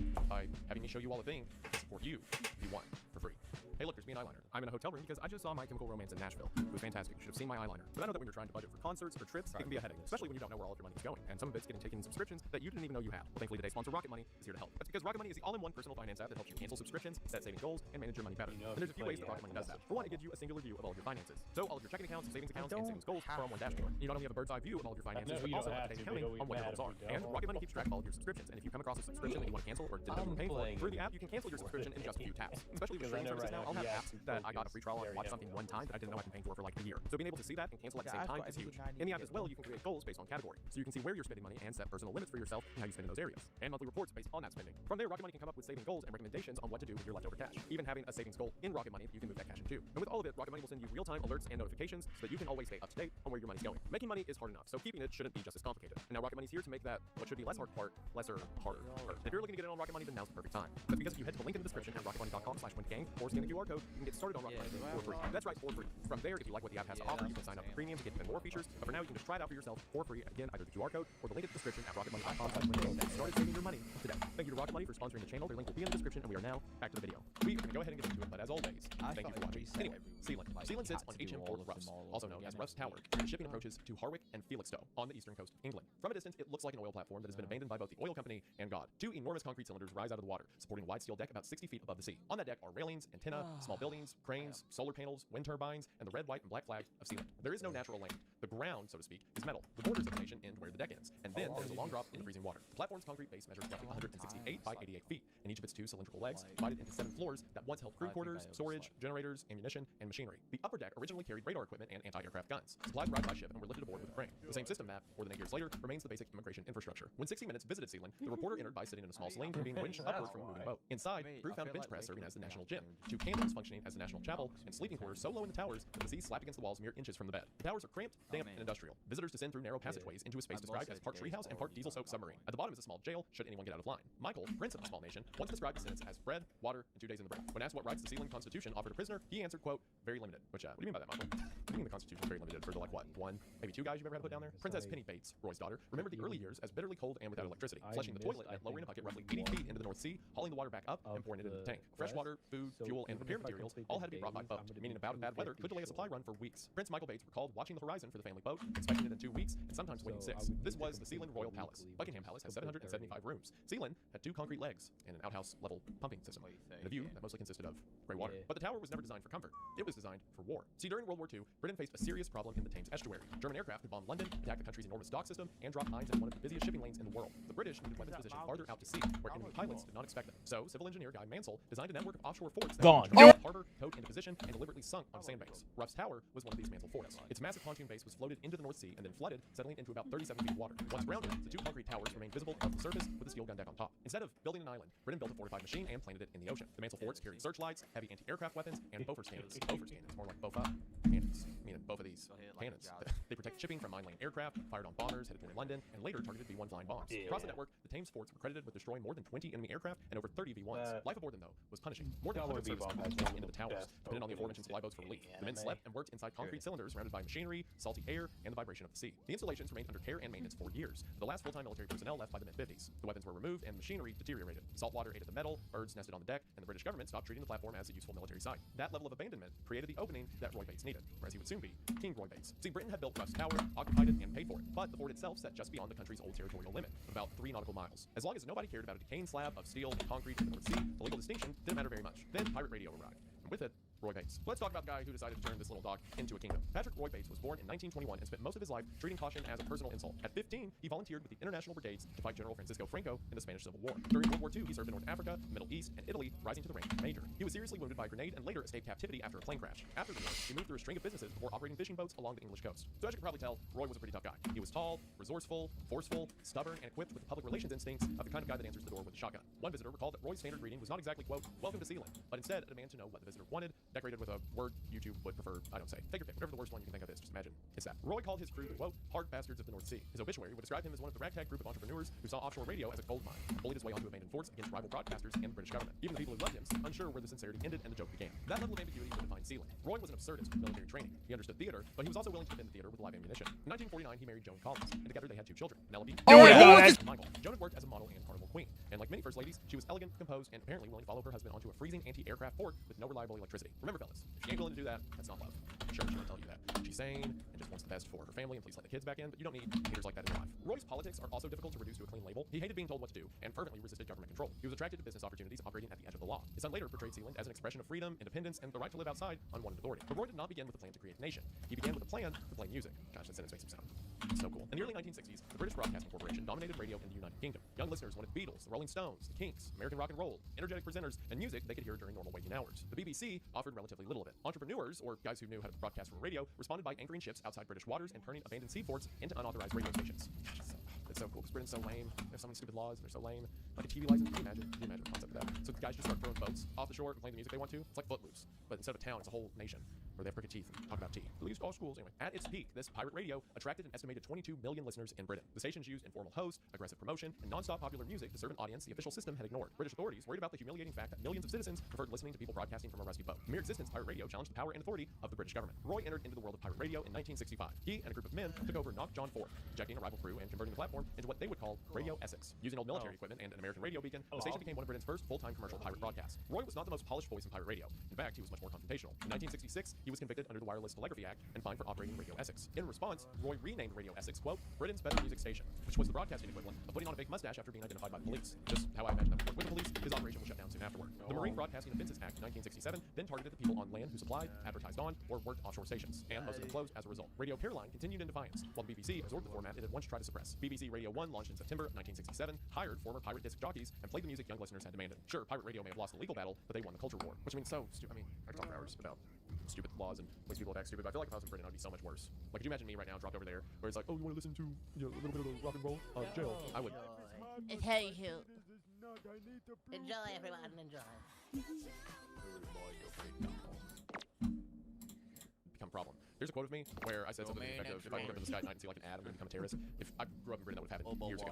As a joke in Minecraft. Anyway, for Roy, however, he didn't care about the Culture War. He had already moved on to a different battle. See, when Roy was using Knock John Fort for Radio Essex, he was close enough to shore that British courts considered it inside national jurisdiction. However, there was another nearby tower, Ruff's Tower, in fact, that's at beyond the 3-mile boundary. According to the Bates family history, Roy traveled there on Christmas Eve 1966 in a small maintenance boat, threw a grappling hook onto the structure, climbed the rope, and claimed the abandoned fort. See, other rival broadcasters had also been using Ruff's Tower. So in order for Roy to have his national takeover, it involved a lot of confrontations, warning shots, and in at least one account, Molotov cocktails. Roy stocked the fort with supplies, including corned beef, rice pudding, flour, and scotch. He intended to revive his radio station, but would never actually broadcast from Ruff's. Instead, when confronted with a new law designed to shut down offshore radio, he arrived at a much more ambitious solution. If Britain could regulate a British broadcaster, Roy would declare the station a foreign entity. On September 2nd, 1967, Roy Bates declared Ruff's Tower independent and renamed it to the Principality of Sealand. September 2nd was his wife Joan's birthday. He appointed himself as Roy, named Joan as princess, and treated the country as a romantic gift. So you know what, ladies? I talked to the guys earlier, this one's for you. If your man has not found port at sea and declared war against the country of Britain just so he can get you your own country and name you princess as a birthday gift, what are you doing?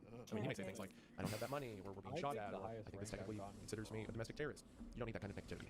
Girl. When Roy told Joan that she now had her own island, she reportedly observed that it could use palm trees, sunshine, and a flag. The first two things remained beyond the new government's budget, but Sealand eventually created the third, which uses diagonal fields of red, white, and black. The country adopted the motto Emery Libertas, meaning from the sea, freedom, and produced stamps, coins, a written constitution, and passports. The Sealand dollar was pegged to the United States dollar, although you would have difficulty persuading a vending machine to recognize it. Probably. I don't know. I mean, there's a good chance no one's ever tried. So maybe it works. The family described the fort as Terra Nullius, or Nobody's Land. Britain had abandoned it, and it stood outside British waters, so Roy argued that he could claim and govern it as he saw fit, even though it was not technically land by Roy's estimates, was now now, I discovered like it was basically Christopher Columbus, and these two piles of concrete were the new world. The legal challenge was that an abandoned British structure is not necessarily considered unclaimed territory, but there was enough legal uncertainty for Roy to force everyone else to decide whether removing him was worth the trouble. And trouble is precisely what Roy would cause to preserve his claim. Michael, Roy's son, was 14 when Sealand was founded, and Penny, his daughter, was 16. Michael had been at boarding school, but now his adolescence included maintaining weapons, hauling supplies, and helping his parents defend an offshore monarchy. You know, just like how I grew up. The family spent long stretches aboard the platform and commuted to an apartment in Southend by fishing boat. Later, they lived mainly on the mainland and left caretakers to hold the fort. Literally. Sealand's first few years could easily have ended as a short-lived stunt, but instead, the British government's actions helped Roy build a mythology. In late 1967, Britain demolished several other abandoned sea forts. The Bates family watched explosions throw massive pieces of steel through the air. As this was happening, helicopters and naval vessels came close to Ruff's tower, and somebody aboard a government tug allegedly shouted that Sealand would be next. And the threat was made.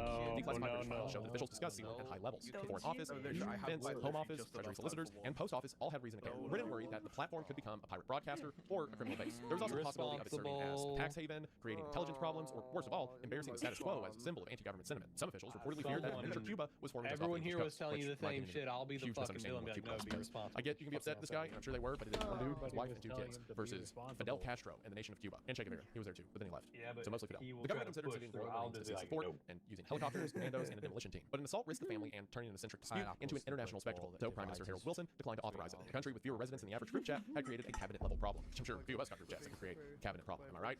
In 1968, a British vessel entered the waters near Ruff's Tower. The exact description varied, but the account ended with Michael Bates firing warning shots. British authorities charged him with firearms offense and brought him before court in Essex. While the court did not declare Michael a foreign prince, nor did it recognize Sealand as a country, the judge did dismiss the case because Ruff's Tower, again, stood more than 3 miles off the coast. So therefore, the alleged act had occurred outside of the court's jurisdiction. And that distinction was exactly the validation that Roy needed. The Bates family presented the dismissal as a de facto recognition. A British court had tried to prosecute a Sealand resident and admitted that British law did not reach the platform. So to Roy, this confirmed that Sealand existed beyond the UK. He now had a judicial decision that he could place beside his flag, coins, constitution, and royal titles. For the next decade, Sealand survived in the gap between legal precision and public mythology. Reports place its peak population somewhere between 22 and 50 people. But life on the platform was not without its challenges. In Sealand's earlier days, a pair of guards expected a 2-day stay that became almost 3 weeks. Their supplies dwindled so bad that they reportedly began showing signs of scurvy. Remember, kids, nothing establishes confidence in a new government like losing a war against vitamin C, and therefore also the sun. It's vitamin D.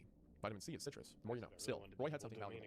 A physically controlled platform outside the old British limit and a growing international reputation. Foreign investors began expressing interest in potential opportunities for the small nation, and it was one such relationship that would nearly cost the Bates their country. Which leads us into the world's smallest coup. In the 1970s, Roy befriended Alexander Achenbach, a German lawyer who was described as Sealand's prime minister. Achenbach and a group of German and Dutch associates had ambitious plans for the fort. Those plans included a casino, a hotel, a banking center, and luxury development. You know, all those things are a combination of businesses that are usually advertised by a man wearing a white suit on a yacht. But Roy and Achenbach disagreed over who controlled the project and how Sealand should be developed. And in August of 1978, as Roy and Joan traveled to Austria to discuss a business deal, a helicopter appeared on the horizon. It was Achenbach. Saying his name like that, like, it's Achenbach, doesn't sound like a stupid Schmerz villain. Achenbach was arriving with a group of armed men and what looked like a film crew to execute the first and last coup caught in the nation's history. The official Sealand website, because yes, of course we have one, would refer to men during this event as terrorists, which I guess technically. I mean, we really want to get down to the nitty-gritty. Sure. I mean, you're the king, president, prime minister, whatever you can call him, whatever you want. Once the men landed, they overpowered Roy's son Michael, who was there on the rig alone. According to the Bates family, the invaders locked Michael inside a steel room for several days. Then they put him on a fishing vessel, transported him to the Netherlands, and abandoned him without money or a passport. I mean, my gosh, maybe this Achenbach guy is like a Marvel villain. He waits for the dude to leave and invades his country, and then throws the son on a boat going towards the Dutch. So with this battle being over, no losses on one side, one imprisonment on the Sealand royal family side, so therefore decisive terrorist victory. Sealand has fallen. After I say Sealand has fallen, can you play a really dramatic like wah? Please, thank you. When Michael made his way back home to mainland England and shared what happened, Roy assembled friends, weapons, and a helicopter of his own to take back his land. Also, I like the way that sentence is worded. It implies that Michael swam back to England. The official Sealand account says that the pilot was Captain John Crutzen, a stunt pilot who had worked on James Bond films. The counterattack would be called Operation Trident. Of course. You know, operations have code names for like secrecy among people that have them, but you're literally the whole country. There's no reason to call it that. His son had been kidnapped and sent to the Dutch, and then he gets a James Bond pilot to fly him back with a gun to take his country back, and he's like, I'm not doing it unless it has a nickname. If I can't call it Operation Trident, I'm not going. This guy's so cool. Roy's group removed the helicopter doors, armed themselves, sawed-off shotguns, flew low over the North Sea, and approached the platform at dawn. Michael later described jumping from the aircraft into the middle of this occupying force. A shotgun hit the deck and fired, and the invaders surrendered. It's important to remember that the country in this story is the size of 2 tennis courts. So when that shotgun went off, the whole country heard it. The entire war consisted of controlling one steel door. Lose the deck, lose the nation. Win the deck, and everyone you defeated is still standing a few feet away. Roy released the Dutch participants, and in the family's retelling of events, the war had ended and the Geneva Conventions required prisoners to be repatriated. This is an extremely grand and boisterous way to describe letting several confused businessmen climb back into a boat and drive away. One captured German carried a Sealand passport. Roy declared that this made him a Sealand citizen who had betrayed his own country. The man was charged with treason, convicted by a Sealand court, in other words Roy, and held in the prison at the bottom of one of the towers. The coup transformed Sealand's invented institutions into something with immediate consequences. The royal family had now used force, regained territory, captured enemies, held a trial, and imprisoned one of them. If Sealand was theater, actors had begun using real guns and locking people in real cells. West Germany wanted its citizen released, and at first turned to Britain, who declined to intervene. It's so funny that at every step Britain's like, I don't know, man, they're all the way over there. So the German government sent a diplomat from its London embassy to negotiate directly with the Bates family. Now, here's where this gets complicated, right? What would you describe it as if a German diplomat from another country goes to make a prisoner exchange with you in your country? That sounds like a diplomatic mission to a place that, to the nation of Great Britain, is not a country. The German diplomat's visit would serve as the crown jewel of Sealand's sovereignty argument. To the debate's family, West Germany had treated Sealand as a state. A German representative traveled to the platform, spoke with its government, and negotiated the release of a prisoner held under Sealand law. Roy eventually released the man, reportedly after payment of a fine, and Sealand had entered relations with another country. This isn't a formal recognition, but it's not nothing. On one hand, governments negotiate with militias, hostage takers, pirates, criminal organizations, rebel groups, and unrecognized territories all the time. Talking to the person holding your citizen hostage does not necessarily mean accepting that person's kingdom. West Germany's apparent goal was to bring a German national home, not to open an embassy and exchange ambassadors. To which all Roy would really have to give would be his son, I guess, or Penny. He can get one of his two kids. But the visit mattered because statehood is not only a philosophical question, it's also a practical relationship. The Bates family controlled the platform, and Britain would not act. Germany needed something from Sealand and therefore dealt with it directly. For that moment, Roy's authority was real enough to shape another government's behavior. Sealand supporters connect the episode to the 1933 Montevideo Convention, which lists 4 classic qualifications for statehood. 1, permanent population, which Sealand has. 2, a defined territory, which Sealand has. 3, a government, which sure, and 4, the capacity to enter relations with other states, which, as this demonstrated, I guess they technically have. And of course, Sealand argues that it checks all 4 boxes. If you're feeling critical, you can probably challenge every item on that list. A rotating caretaker and a royal family living in England may not amount to the kind of permanent population that the convention envisioned. A British-built artificial platform may not qualify as a sovereign territory. A family administering its own property is not automatically a government. And negotiating one prisoner's release does not necessarily demonstrate normal diplomatic capacity. The convention says a state's political existence can be independent of recognition. In practice, however, recognition is what makes passports, ports, treaties, banking systems, and diplomatic protections function outside of the territory that claims they exist. Sealand can announce that its passport is valid, and an airport officer in France is free to announce that it is not valid at all. That difference between declaring authority and having outsiders honor it is where micronations live. If you ask if Sealand is actually a country, the safest answer is probably not, at least not in the conventional legal and diplomatic sense. No United Nations members formally recognize Sealand as an independent state. Its passports are not normal travel documents, its currency is not legal tender, as you can imagine, and a Sealand title does not place you in the British aristocracy. However, Sealand's strongest early argument weakened in 1987, when the UK expanded its territorial sea from 3 miles to 12. Ruff's Tower now sits inside Britain's claimed waters. So after this, Sealand declared its own 12-mile limit. But as you can imagine, no recognized government accepted it. I think that would technically include part of England at that point. If a serious crime occurred there today, British authorities would likely assert jurisdiction, as might other countries connected to the people or vessels involved. See, non-enforcement is not the same as independence. Britain may simply have concluded that storming a platform, arresting a royal family, and inheriting an enormous repair bill could create more problems than just allowing Sealand to sell mugs in peace. But I guess, in a sense, that's what independence is. It doesn't matter how independence is earned as long as it's adhered to. I mean, look at the United States. The founding fathers didn't want Britain around, so we shot a bunch of them and left. But even though we set up our own government, quit paying taxes, quit talking to them, they still wanted us to be under their jurisdiction, so by 1812 they came back around. Sure, Sealand is a small enough group that the idea of it's comedic, but if you were to just scale up the same idea they had to a nation like our own, same principles and ideas are there, even if less dramatic and much more contained. Not saying that's diminished. Why people in the United States became the United States. It's not exactly comparable to a guy who wanted to play music on a old fort in the middle of the ocean. I'm just saying, from a legal perspective, you can kind of see some similarities, maybe potentially. At the same time, calling Sealand completely fake misses something important. The Bates family has maintained physical control for decades. People have lived there. Employees have repaired it. Invaders tried to seize it. Courts and governments have had to decide how to respond. Country symbols may lack international force, but the labor, money, danger, and family history invested in them are not imaginary. Sealand is not a recognized state. It is also more than somebody declaring a bedroom independent from their parents. It occupies the uncomfortable middle ground between property, community, business, protest, and nation. That ambiguity made it famous, but it also made the name extremely useful to criminals. See, Sealand began issuing passports as part of its effort to imitate the machinery of a state. Documents carried the country's name and symbols, and roughly 500 legitimate Sealand passports were reportedly issued. Then, thousands of counterfeit ones appeared. In the late 1990s, Spanish police and Interpol investigated a network operating through offices in Madrid. The group presented one location as a Sealand embassy, used fake diplomatic license plates, and handed out titles such as ambassador and minister. Police seized hundreds of fake passports. Investigators believe the operation had sold more than 4,000 fake Sealand passports to people in Hong Kong for around $1,000 each before the territory's 1997 war with China. The papers were also linked to fraud and money laundering investigations involving Russian and Iraqi clients. There was no evidence that Roy participated, but Sealand had created documents that looked diplomatic without the verification systems recognized countries use, making the brand perfect for a passport that only needed to look official at a glance. Basically, there's this country off the coast of England that has done everything in its power to make official documentation. So if you're trying to do, I don't know, illegal documentation or perhaps a little bit of smuggling, then that would be the place you get your fake passports. Because if they aren't doing any security checks and there's no one monitoring how they're made, then you can just steal all the designs and do your best, and someone will probably see it as a Sealand passport. The Bates family revoked every Sealand passport, including the ones it had issued itself. That decision protected Sealand from further association with the network, but it also widely acknowledged the limits of its authority. You know, a passport that can't be trusted by the country whose name's on the cover isn't saying much. The 1978 coup created another bizarre afterlife. Alexander Achenbach and his supporters established what they called a Sealand government in exile. For years, rival groups claimed to represent the same country despite neither having recognized sovereignty. So, to clarify what that means, after the whole Alexander Achenbach thing, and there's a coup, and then they fight him off and they drive away, Achenbach claimed that he had the legal right to Sealand because he was going to use it for all this business stuff. So, since Roy's playing his imaginary government game, Alexander's playing the imaginary government game, and is saying that he is the proper government of Sealand, but he's in exile. So the real government is now in exile off the coast, while Roy is saying, no, I'm the real government, and you're the fake government of my real government. I mean, there's something so beautiful about a government in exile for a nation that the rest of the world does not believe is actually a nation. Sealand survived the scandal, thank God, but the family needed new ways to pay for maintenance. By the end of the 90s, a different group of outsiders saw potential in the platform, and these were not royalist or casino developers. Now, it was the worst the seas had to offer. internet libertarians. Lacey, please play another. Thank you. See, around the year 2000, Sealand partnered with entrepreneurs who wanted to build an offshore data haven called Haven Co. The idea was perfectly designed for the early internet. Servers placed on Sealand would supposedly operate non-conventional censorship and regulation. Clients could host controversial websites, financial services, gambling platforms, or private communications without worrying about government seizing the machines. The early cyberpunks and digital libertarian thinkers, the fort looked like a physical version of the internet itself. Decentralized, difficult to regulate, and inhabited by people deeply suspicious of authority. Investors spent millions installing servers, communication equipment, backup power, and cooling systems inside the World War II tower. There, of course, were limits. Sealand's operators did not want material involving child abuse, spam, or malicious hacking. They did entertain gambling and adult websites. Prince James later remembered one company asking to host a human organ transplant business. His summary of the national policy was concise. Quote, gambling porn is okay, but we draw the line at harvesting human organs. Yeah, it usually is, but like every country's got to draw the line somewhere, right? I love the but we draw the line at human organs. Like he's about to make like a tough guy statement or like a stand for the flag kind of thing. Like you can talk about me all you want, but if you talk about my friends, it's that same tone. It's like, look, we love gambling and porn, but if you try to take my liver. Haven Co. struggled with technical failures, financial disputes, unreliable connectivity, and fundamental problem that Sealand was not beyond the reach of recognized law. I guarantee you put enough illegal stuff on those servers, some nation is going to come out there. The servers still connected through infrastructure controlled by companies and countries on the mainland. People managing the business still live somewhere. Clients still needed banks. A platform can sit offshore, but money, cables, employees, and criminal investigations do not. So the partnership collapsed. The dream of a censorship-proof digital sanctuary ended in arguments over control and equipment. Today, old server racks remain inside Sealand as artifacts from a time when people believed the internet could escape geography. Haven Co. demonstrated the central weakness in almost every Sealand business plan.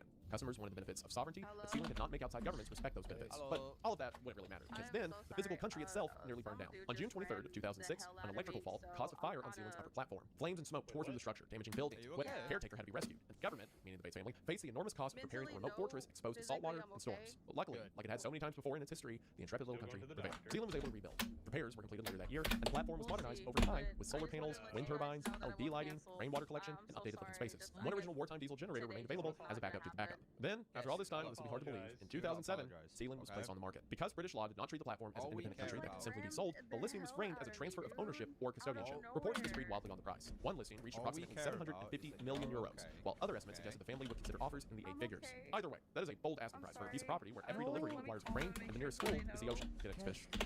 File sharing website Pirate Bay expressed interest, imagining another attempt at a data refuge. But no sale would occur. Roy and Joan had retired to Spain before illness brought them back to Britain. And Roy passed away in 2012, and Joan died shortly thereafter in 2016. At this point, they were spending a lot more time on land than they were in Sealand, and as their age was catching up with them, that's why they decided to sell. Their son Michael inherited the role of sovereign prince. Roy spent decades refusing to surrender. Michael inherited not only the title, but the responsibility to preserve a structure that constantly rusts, leaks, and consumes a lot of money. The family's relationship to Sealand changed with each generation. For Roy, it began as defiance. And for Michael, who grew up there, it became identity and inheritance. For Michael's sons, James and Liam, it is also a brand that must survive online. And that is how the world's smallest country became an e-commerce business. Sealand's modern economy is built less on offshore banking than on people who enjoy the idea of Sealand. The official store sells flags, coins, stamps, clothing, identity cards, and noble titles. A digital Lord or Lady of Sealand title begins around 30 euros. Baron or Baroness costs more. A knighthood reaches roughly $130, while the highest individual rank, a Duke or Duchess, begins near $600. Paperwork can be signed by Prince Michael and delivered in packaging elaborate enough to make the buyer feel that a constitutional crisis may be included. Are you telling me that right now?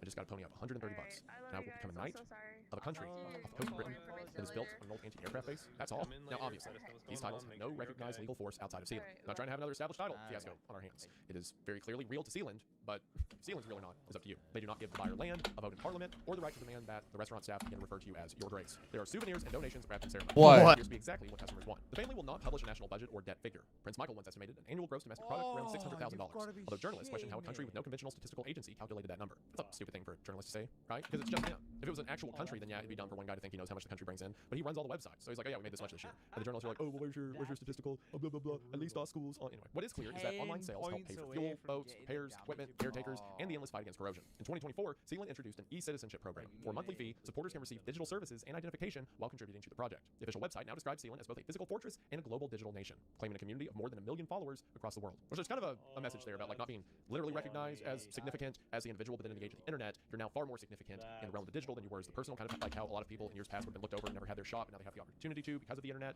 And I'm rambling and it's really late, so I'll shut up. Michael's sons, James and Liam, handled much of the public-facing operation while also running a cockle harvesting business in England. Penny, the teenage princess, later operated a cosmetic clinic. And also there's this picture of Penny with 2 guns, and I'm a married man, so I'm not going to say anything. But to all of the unmarried females, fellas out there, this woman will fix you. Michael's wife, Princess Mei Shi, has been described as a former artillery major in China's People's Liberation Army. Sealand also lends its flag to sports teams and athletes in football, cricket, basketball, curling, sumo, and other competitions. There are not national teams recognized by the major international federations in the usual sense, but they extend the mythology. The nation exists wherever somebody chooses to carry the flag. That may sound cynical, but selling the story has kept the physical fort alive. Sealand is a brand, yet the brand pays for real steel, real solar panels, real food, and the wages of the person who keeps the place from falling into the sea. Mike Barrington is Sealand's best argument that the country exists beyond a website. Barrington has worked on the platform since the 1980s and has served as engineer, mechanic, electrician, customs officer, immigration official, and head of Homeland Security. The Bates family lives primarily on the English mainland, but Barrington stays aboard for long stretches, sometimes alternating shifts with another caretaker. His job is less royal than practical. Saltwater attacks everything. The metal rust, concrete cracks, and the pumps fail. Batteries need maintenance. Boats must be unloaded. Wind turbines, solar panels, generators, plumbing, radios, and cranes all require attention. At Barrington's board, there's always something to hammer, scrape, paint, clean, or repair. In his little free time, he's brewed beer, read technical journals, and played darts. It sounds peaceful until you remember he's doing it alone inside a former anti-aircraft fort while container ships pass in the darkness. Braver man than I. Barrington also performs customs for visitors. He checks documents, stamps Sealand souvenirs, and welcomes people into the country. It should be noted that a visitor to Sealand should not place a Sealand stamp in an actual government-issued passport because some border officers may consider the document damaged or altered. Sealand's stamp is instead best kept in a souvenir passport, where the consequences remain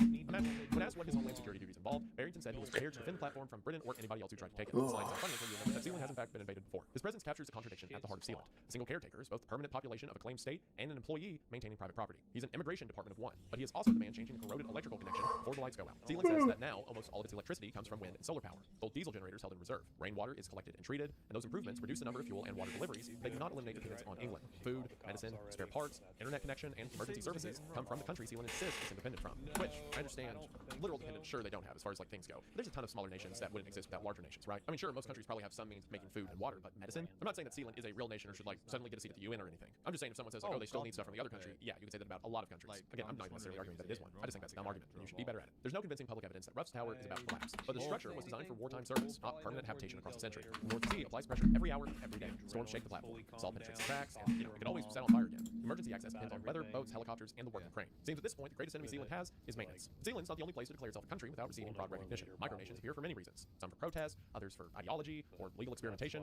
You know, just the fact that you and your boys can sit around and make up a flag, and now you all have to salute it. In 1982, Key West responded to a United States Border Patrol checkpoint by declaring itself a Conch Republic. The mayor became prime. Insurance is gonna want that shit.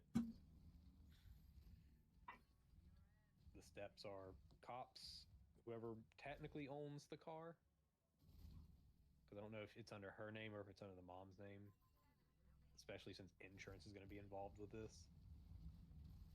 And then take pictures and video. That way you can show what the damages are to the insurance company because they're going to ask. They're going to want all those details, and having it right then and there makes it easier than waiting.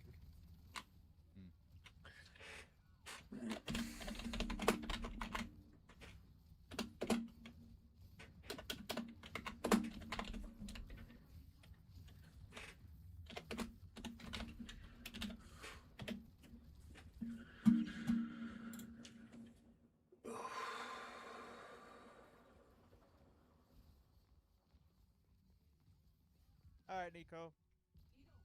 Right.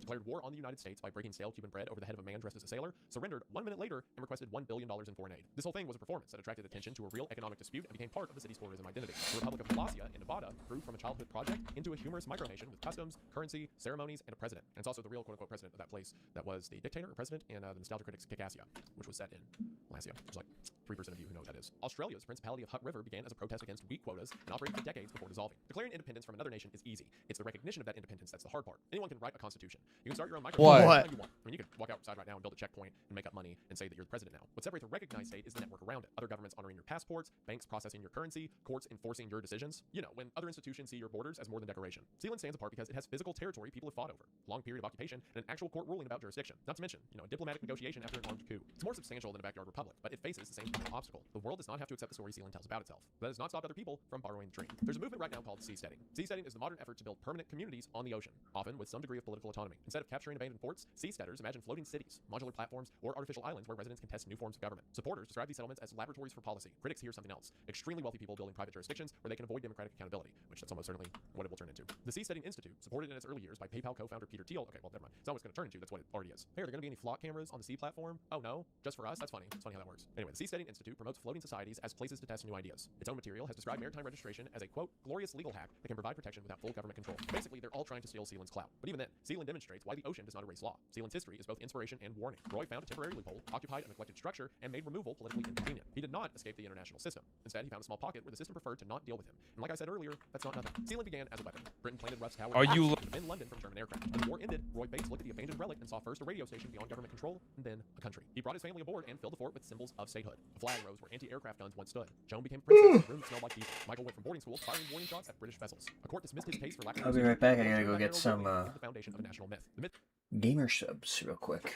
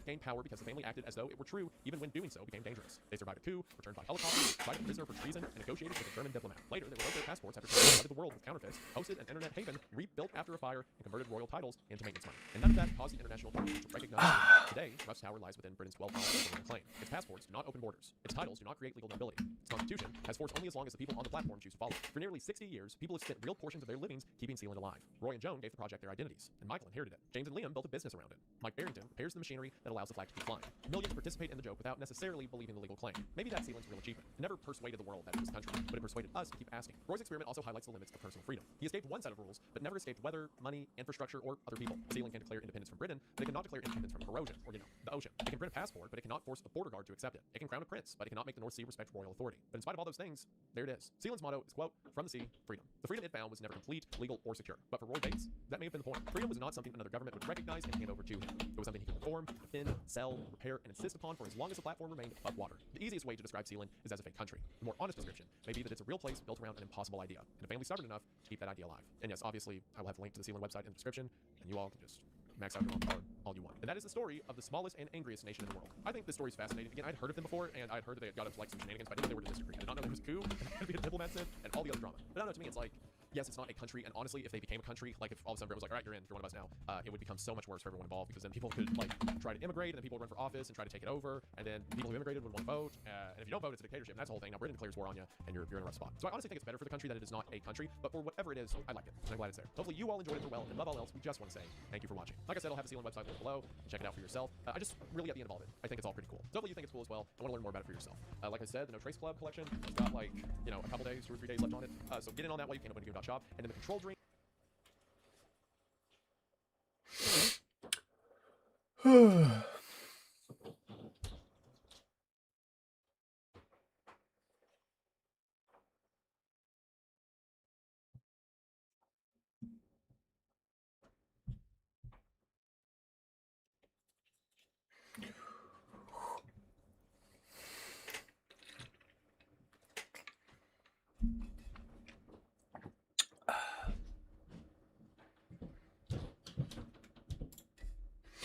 Billionaires realistically have everything they could ever want. Infinite money, power, control, status, and of course much more. However, there's one thing I've noticed almost every major billionaire has been getting into, and that's living forever. Likely because they'd have to live forever to spend all of their money. Whether it be billionaires like Peter Thiel and Jeffrey Epstein investing into and planning to cryogenically freeze themselves, or Brian Johnson putting his son's blood in himself. It's actually insane how many rich and powerful people are into transhumanism. So today I wanted to look into the weird world of billionaires, transhumanism, and their attempts at living forever.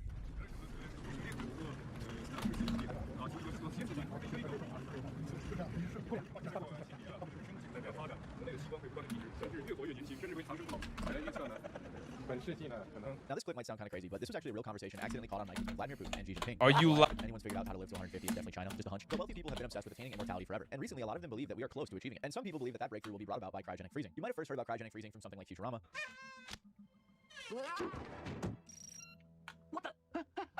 But we've actually known how to do it for a while, just not with humans. Back in the 1960s, a scientist named James Havelock froze a hamster and then brought it back to life in a microwave. Plus, as you guys might know, doctors know how to freeze embryos, eggs, sperm, and stuff like that. So for only around $200,000, you too can have your body cryogenically frozen. With the idea being that when technology knows how to cure whatever conditions or ailments you may have, you can be defrosted and brought back to life centuries in the future. This is a cryonic facility where cryopreserved patients are being stored. But what if the power suddenly shuts down? Will it affect the patients? The cryopreserved patients are all stored inside these metal containers, also called dewars. But before the storage, there's a complex procedure of preparing the body for cryogenic temperatures, which involves replacing all the fluid inside the patient against a cryoprotective agent so it can withstand cryogenic temperatures. These dewars are filled with liquid nitrogen, which slowly boils off and needs to be regularly replaced. So for maintaining the patient in this vitrified condition, you don't need any electricity, just liquid nitrogen. 600 people have already been frozen, and big names like Peter Thiel and his fellow PayPal co-founder Luke Nosek plan to be as well. Well, Larry King changed his mind at the last moment and decided against it. Jeffrey Epstein even planned to have his head cryogenically frozen, as well as his penis, until certain events got in the way. But there's one big problem, and it's the fact that cryogenic freezing, as of now at least, is a massive scam. The human body is around 60% water, and when it's frozen, huge ice crystals are created. But once the temperature drops below freezing, water outside and inside the cell hardens into damaging ice crystals. Without the correct concentration of water, the chemical solutes are unable to dissolve. And as the water freezes, they become increasingly concentrated in a destructive process known as osmotic shock.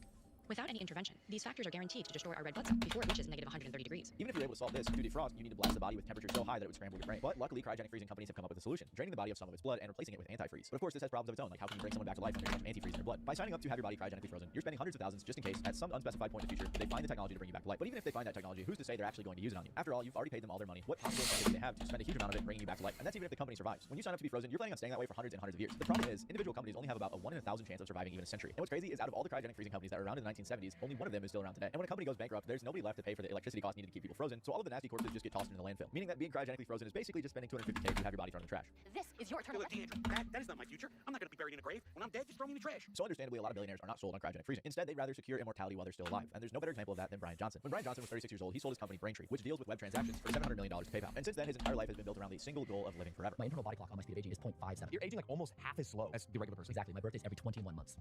Based on that marker, you would anticipate living to about 147 years old. You just hit some number of years more than 70. I'm aging at 0.72. Good job. I was one.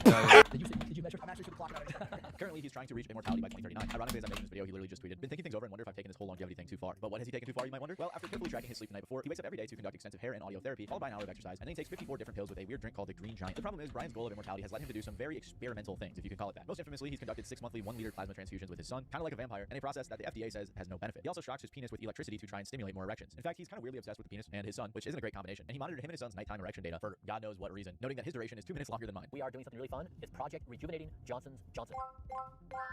But ironically, Brian Johnson's quest for immortality has also come pretty close to killing him at certain points. At one point, he traveled to a remote Honduran island called Prospera to undergo a controversial gene therapy, which involved activating genes to produce extra, which supposedly boosts muscle growth and insulin sensitivity. However, there was a reason he had to go to Honduras. He couldn't do it here. That's because the United States and the FDA have made it illegal. Because there's no clear benefit, but there is substantial risk. There's absolutely no reason to trust these people. They're trying to sell you something, said anti-aging expert Dr. Kaberlin. It's almost inevitable somebody's going to die. And maybe somebody's died already and we just haven't heard about it. That's part of the uncertainty of these offshore clinics. Most recently, Brian Johnson hit the front pages again when he was diagnosed with autoimmune gastritis. My stomach is eating itself, he tweeted. He continued, when AIG is discovered today, standard medical care concedes defeat, stating that nothing can be done except managing the condition, no matter how awful or lethal the effects. When some of the responses to this went viral, he claimed, "Everyone wants me to die." He blamed the condition on his childhood, unhealthy diet, and rapid weight gain in the past. But one Oxford expert doubted this, saying it was highly speculative. And to be honest, it doesn't seem like AIG is really that bad. Although there's no cure, it doesn't do it too much to people's bodies. Although it does increase the risk of certain cancers, lots of people go throughout their entire lives without even knowing they have it. But it's kind of crazy that Brian Johnson, the guy who's constantly testing his body, never noticed this. He even describes himself as the most biologically measured person ever. And this isn't the first time he's made mistakes like this either. Earlier this year on Twitter, he said, "Guys, I'm an idiot. All this time I've spent trying not to die, I had toxic turf, meaning artificial grass, which may have toxic chemicals in it, in my backyard." Brian Johnson's plans to live forever aren't going super well, and lots of people have criticized him for doing things wrong. And also, I'm not so sure that Brian Johnson is the kind of guy you want to have immortality, because he's pretty weird. He's a big fan of getting his employees and his partners to sign NDAs, mostly because of all the weird stuff he does around them. Under some contracts, employees had to say that they were okay with Mr. Johnson wearing little and sometimes no clothing / no underwear, and with hearing discussions of sexual activities, including erections. They also had to agree that Mr. Johnson's behavior was not unwelcome, offensive, humiliating, hostile, triggering, unprofessional, or abusive. And there's really no reason you need your employees to sign something like this unless you are those things. And sure enough, apparently female employees had to constantly deal with a naked Brian Johnson flirting with them. But he was probably even worse to his ex-wife. He fired her from her job when she had breast cancer, pressuring her into signing an employment separation agreement with confidentiality terms, which included a $500,000 penalty every time she broke these rules. He later posted a really weird 5,000-word tweet where he credited his health regimen with saving her from cancer and said that he feared she would try to kill him with a pair of scissors for whatever reason. And like any other influencer, he's also trying to profit off of his virality. He even founded what he calls a religion, don't die. And from the pictures, it looks like the membership consists of exactly the kind of people you'd expect. Johnson also had his own online shop where he sells not just merch, like this terrible hoodie, but also some really weird stuff. For example, for over $1,000, you can buy this laser cap, which claims to reduce hair loss. If we can get to 1 million subscribers by the end of the year, I'll buy that cap.